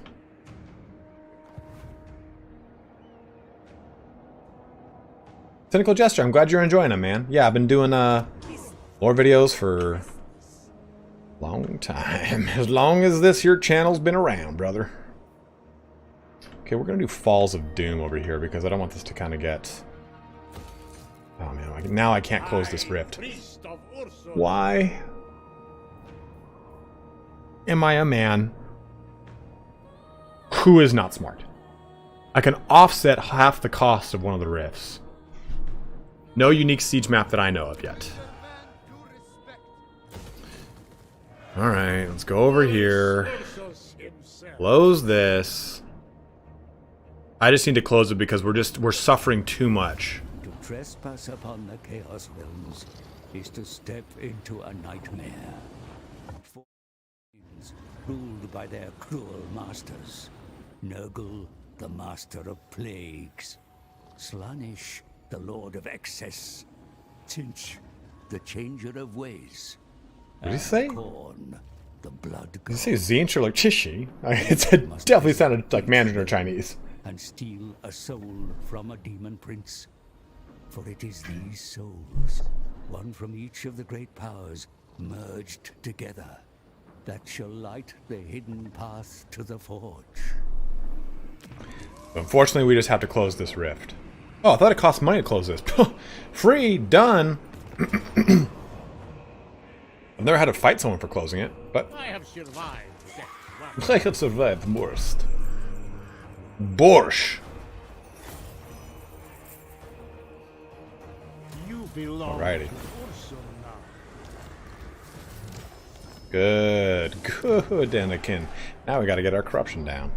So, okay, we did that and it gave us enough to still do what we got to do. Thank you for the donation. Hey, thank you very much, Philip. Thumbs up to you too, my bro. $10 donation for Big Daddy Phil Guyton. That actually gave us a lot of juicy income. Sorry, guys. There we go. Do that. Let's hightail it this way. Try and get up into them scavens. And give me 1 second here. Am I really Spartacus? You'll never know. I think I've done a couple. I shall enjoy. God damn, man. What am I even thinking? I have done a couple podcasts before in my life. But I would definitely say my podcast I do with Renee. Renee. I don't know. We've had this conversation too, and I can't remember it right now. It was probably one of my favorites. So, if you guys can, go check that podcast out. It's a lot of fun. She's an admin now, so she can put links in the chat, like a link to her YouTube page, which she should do at this current moment. Let me go ahead and end this turn. I gotta go ask my roommate something real quick. I'll be right back.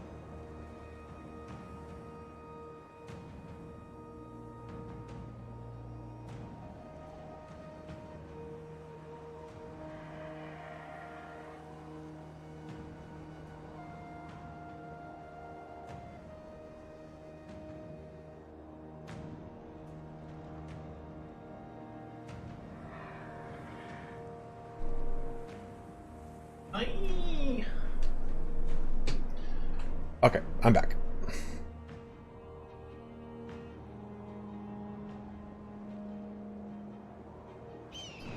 Multiple times in March stance gives us an additional 5% movement. That's actually pretty sick.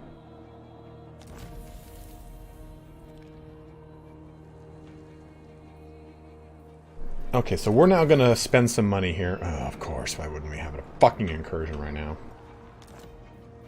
We'll spend some money and we'll do this. We'll show you this process. I'm sure you guys have seen it.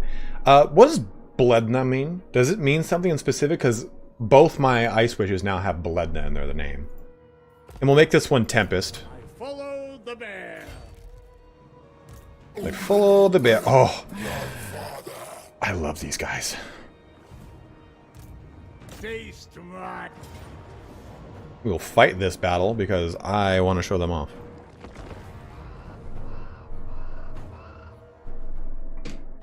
Good, yes. Subscribe to her.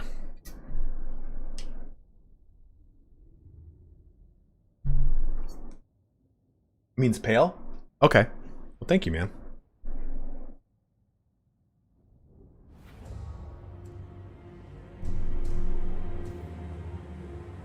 Again, still kind of purplish now.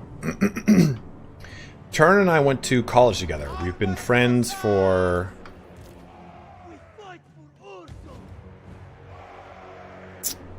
went to college in 2006. So we've been friends for 16 years? 16 years this August. Dr. Rictus, what's up, man?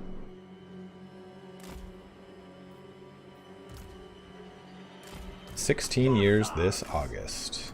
Obey the orthodoxy. The motherland's finest. Land is That's back when Nick was jacked. Nick was like all-star runner track and field.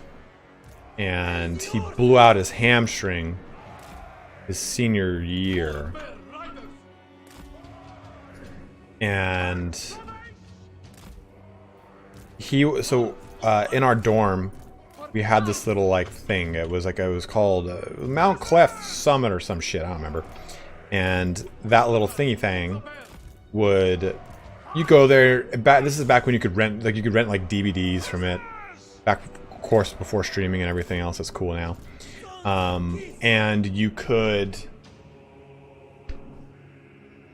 buy snacks, stuff like that, like Reese's or like popcorn, whatever, because it was supposed to be like a place like it was only open in the evening and you could do it like, oh, I'm studying, I need some popcorn, we're gonna watch a DVD, whatever it is. So he would work that, and that's how I originally met him. And then him and I had a class together in multimedia because his dad his dad recently passed away of pancreatic cancer, actually. Really sad. But his dad is a pretty famous actor, and he went into a multimedia class with me. We both had film production together, and we got on the conversation of World of Warcraft. And he's like, dude, are you playing Burning Crusade? I was like, hell fucking yeah. So him and I, he introduced me to his friends that he grew up with, and we all played World of Warcraft together for years and years and years. And Nick and I had always stayed in touch, but then Nick told me, he's like, hey, you ever heard of this game called Warhammer? I'm like, yeah, I've been playing Warhammer forever. He's like, have you heard Total War Warhammer? I'm like, absolutely I have. And he was like, well, you should make a YouTube channel. And I showed him my YouTube channel because I used to have prank calls exclusively on this YouTube channel. And decimate those little guys. He convinced me, because I had already started with 1,000 subscribers, which is actually huge in the first portions of YouTube. So he convinced me to make an actual, like, put effort into all this and everything, and make an actual YouTube. So here's something kind of cool. So the AI will, even if a unit's braced, oh dude, look at that, about to chomp him. It is about to chomp this guy. That guy is in midair. The AI will go for your unbraced front flank. So the way bracing works, if you're looking at this unit, you see, of course, this cone right here, right? Is telestration not activated? Of course it's not. Why would it be? Why would it be activated? The first 4 units and the first 4 units. That's kind of, or maybe 3. In a cone out from that is the brace that you can take. So anything that charges you in that front cone will get their charge negated. But anything that hits at this kind of front flank portion will actually get their charge bonus. So you can see here that the AI will now actually try to hit you in the front flank to get to make your brace, to negate your brace. But yes, back to the story. We played World of Warcraft. He was like, why don't you get into this? Make these lore videos. And he was like, look at some of these lore videos on the internet. They're shit. and he was showing me just like, it was essentially like pretty low production quality videos. And I'm not talking about any specific creators. I'm just saying that like the typical fashion of making videos, for the most part, is rather... Lore videos in general, for up to that point, were not high production. The highest production was Temple and Studio, or Institute, and who's the big 40k guy? Like the biggest 40k lore YouTuber I can't think of. No, because you can still get wrapped around affecting Mandela. You don't want to have. You want to have long lines for your Luton. So, like, those were the highest production. So I made lore videos. That's how I got started with all of this stuff. It was all because of Daddy Turin. For the motherland! URSUS KISLEV! Land is power! Go in order! Warfare riders!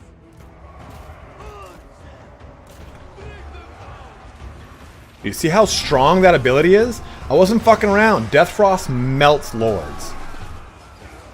Armored Cossacks! I go! Execution! Wherever Ursus! Warfare riders! Very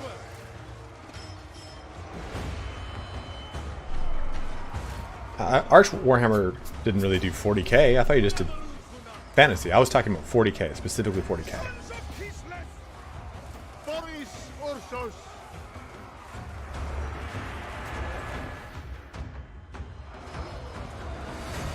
I mean, you say that, but it's honestly like doing lore YouTube is not necessarily very like, it's not necessarily very sustainable. It's a very small niche. Motherland's finest!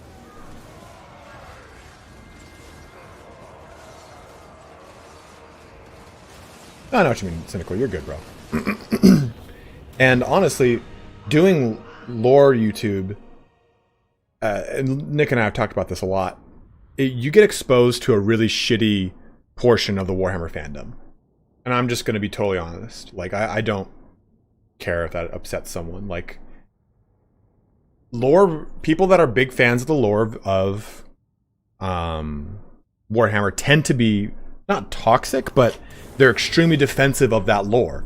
I mean, I get it. I am also extremely passionate about it. I've been playing since I was 10 years old. But, oh my god, dude. You need to calm down, Pablo. So...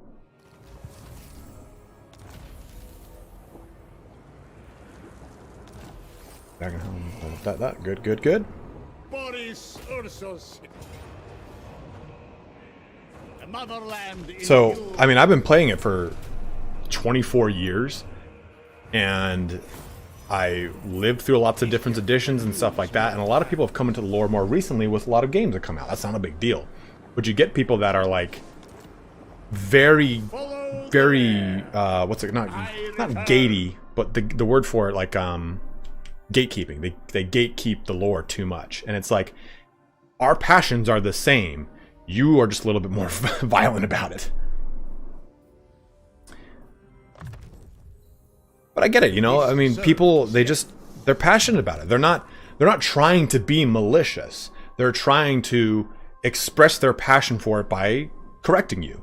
That more often than not is not done in a very tactful way. So it's like, someone that comes onto my channel and is a total asshole and disrespectful to me about a lore video, it's not coming from a stance of I'm gonna do wrong for wrong's sake, which is malicious, right?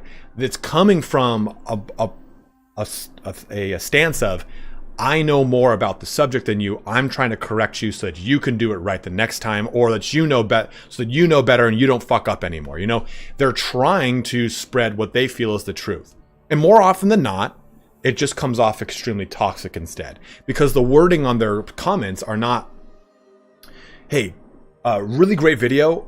Just this one point really bothered me because from what I've read in the lore, this is actually the way it really is. Or when I read this entry, I got more of this feeling rather than this. Instead, it's, are you fucking stupid? What would you even think that this would be called this over that? It's not that. Why did you ever pick up a book? Delete your channel. Like, it's never really, it's never even handed. And I'm like, oh, you know we love the same thing, right? Like, you know we both like the same thing. We're on the same team. Why are you doing this to me?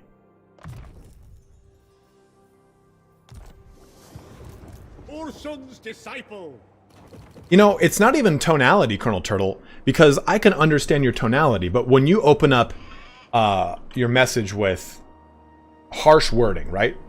It's all, it doesn't matter if your tone is jovial, but if you say something like, let me think here,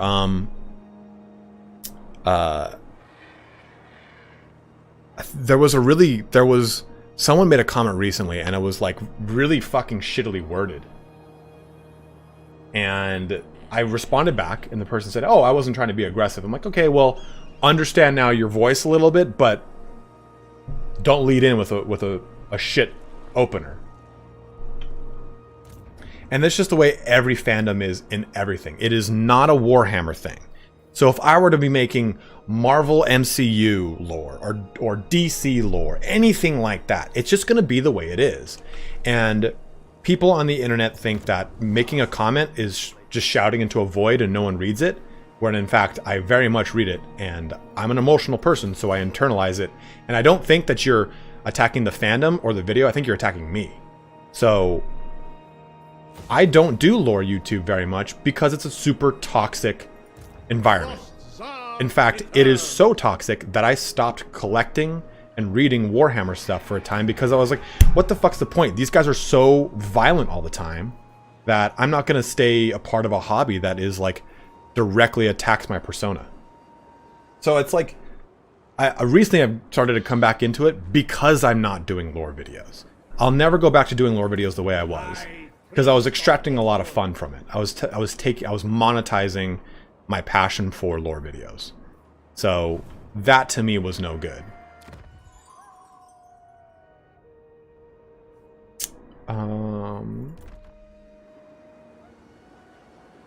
Demon Slayer. Let me see.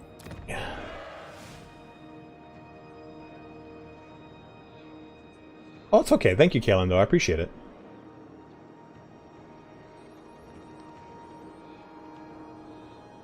Dr. Rictus, you can be critical. You can say, I don't think you're right here. I can read that statement even-handedly. But, and if people that have known my channel from a long time, they've known some of the things I've experienced in the Warhammer lore community, and that has really turned me off from it. It's like, well, if this is the way, if this is the voice of the majority of Warhammer people, and it's not, it's a vocal minority, it's just not something I want to invite into my life. Because it's like, I'm not saying that I don't like the game, I'm saying I love the game just as much as you do. You just have a very violent opinion of it. Can you make it to Zarnagran from where you are? Lawrence, yeah, that's right there. I own Zarnagran. Yes. I mean, if you go onto my YouTube and just type in the little search bar for my YouTube channel and type in lore, you'll get like 200 lore videos. And I don't think I'm being hyperbolic right there.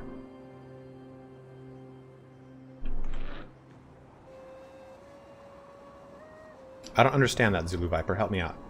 And I'm not defending myself? In what context?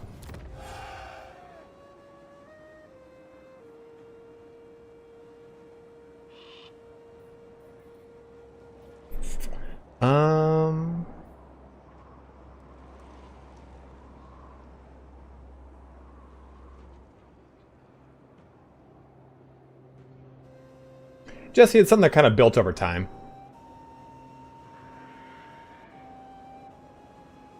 VidZero, you can't afford to shut a comment. You can't afford to shut comments off on videos. Like, you can do that if you're a large publisher who's got a massive YouTube channel, but I can't afford to do it. It's how YouTube algorithm works. Getting likes on comments and on videos and comments on videos helps build traction and boosts you in the algorithm.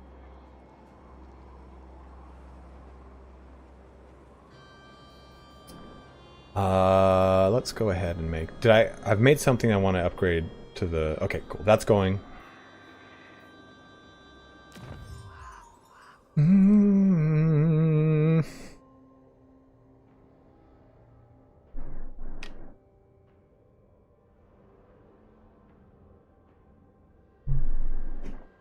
Like explaining to us, yourself to us why it's not always needed. I learned more. I'm still a little confused there, Zulu. What specifically are you referencing?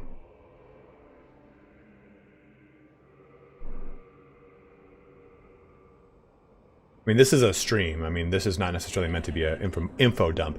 It's meant to interact with you guys.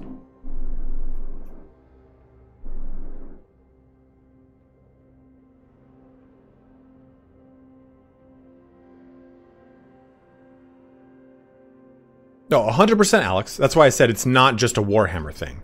Our loyalty goes unrewarded.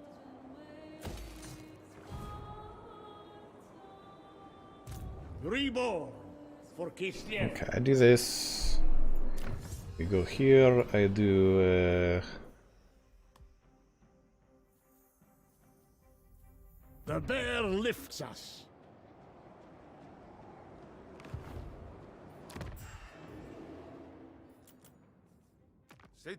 May our negotiations... Just let me have you as my friend.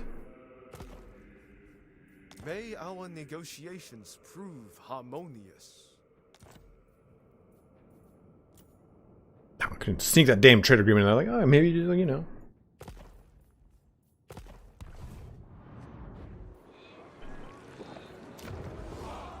As it was meant to be.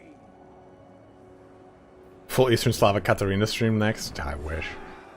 I'm gonna wreak havoc on my voice. I'm good, Liarik. How are you doing, man? Get here, get some replenishment going. Maybe get some more units. Sneak one or two in here. Streltsy! Faithful workers. I get two more. That'll just kill me. It'll kill me. We'll do one. We'll do one. Alright, we're actually coming up to the end of our stream. I just looked at what time it is. The biggest freak out I've ever seen was a debate on whether Evil Dead 2 is a sequel or remake. Some hands were thrown that day. That's so funny. Well, I think what people understand about Warhammer is a lot of it is intended to be satire.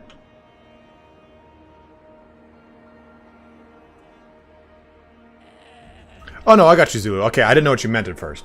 But yeah, people ask me these questions, and I think a lot of times people enjoy introspective answers versus me just going like, oh yeah, it's no big deal. So, this Legendary Lore is specifically hard, isn't it? Actually, no, I really just messed up a lot of my stuff in this campaign, I'm not gonna lie to you. I've seen Army of Darkness for sure. So we're gonna go Tempest here. The Streltsy are so good. They are so good. There is only war. You just have to use Streltsy on a hill because they're direct line of sight, right? They can arc their shots.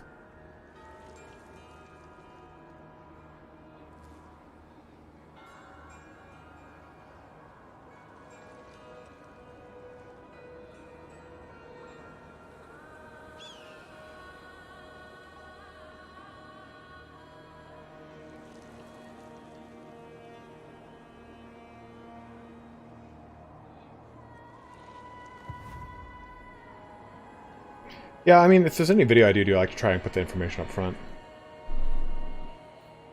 High Priest of Ursun. Okay, that's done. That's good. This needs this little guy. Yeah, it's good. Cincinnati! Big Dick Daddy from Cincinnati. Swinging in hard and heavy here. Miss Me Boo, raise your voice for Sparty, oh people. Balded and bearded, he wishes he had Space Wolves to recruit against these clowns. Thank you very much, man. How you doing, dude? You alright out there?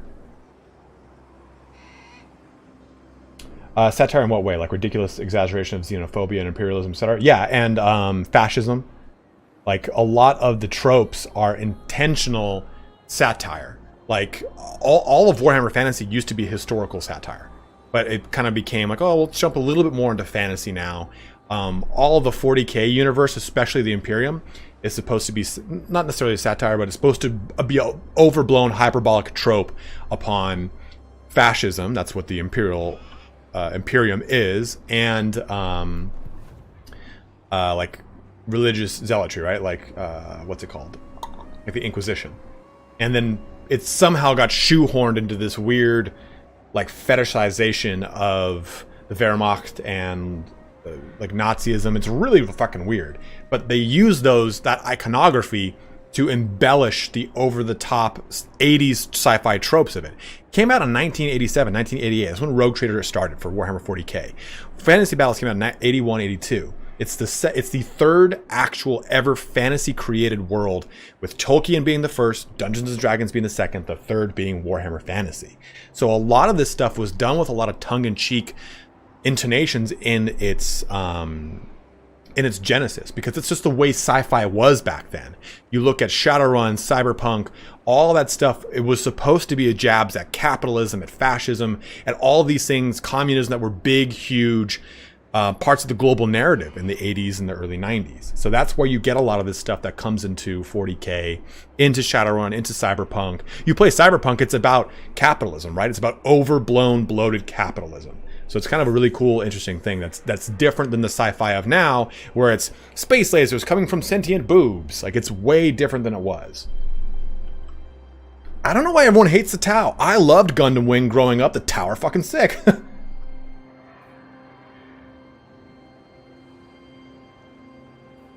Oh man, I've totally forgot about Conan. But Conan is not considered high fantasy, I guess. It's considered low fantasy.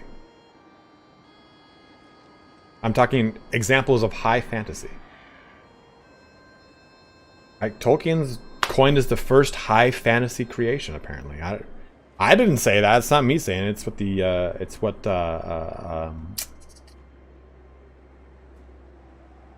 I can't fucking even think of the name of the word I'm looking for. I looked it up and read about it. Alright guys, we have reached here the end of our stream.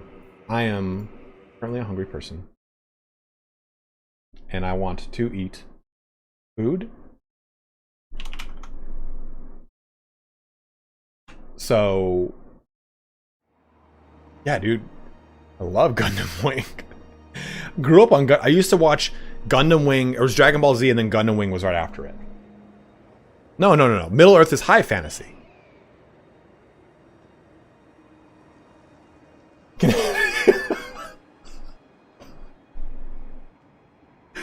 A Connecticut Yankee in King Arthur's court. That is so good. So let's go ahead and say some thank yous here. We got quite a few donations that went out. We will be doing... I have a thumbnail for Katarine, so we should do a Katarine stream, but I have to focus on CK3, because we can do a stream on CK3 on Monday with the DLC coming out on Tuesday. So, high DMT expectations. So,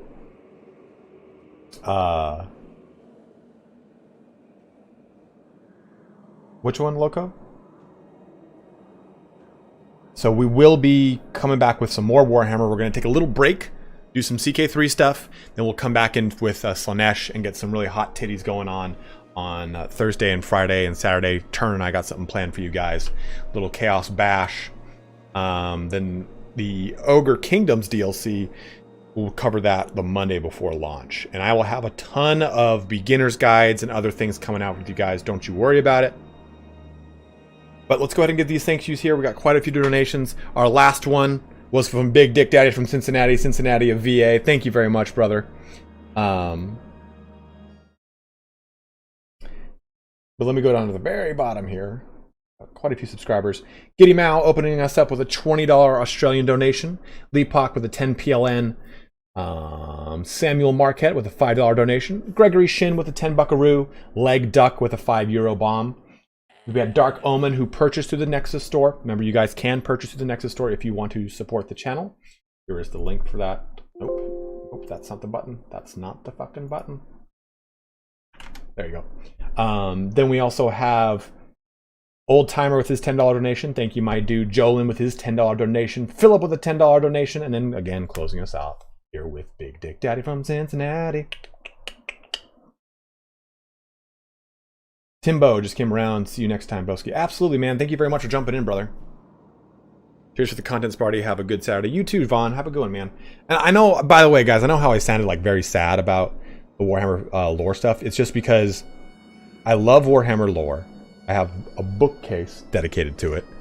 And I will do more Warhammer lore. I just needed to take a break. Because I was making Warhammer lore videos solely to make money because it was my full-time job.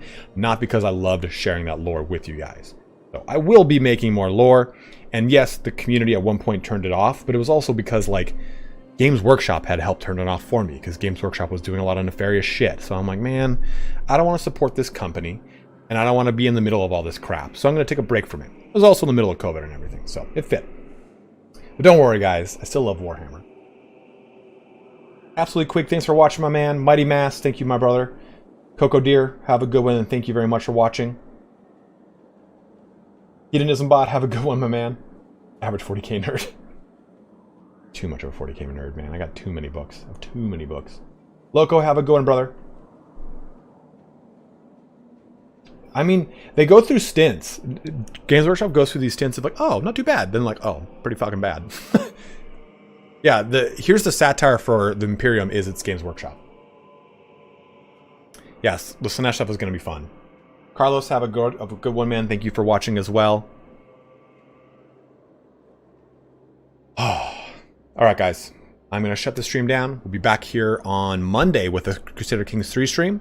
But as always, have a good weekend. Wash your hands. Stay fucking safe. And have a good one and take care.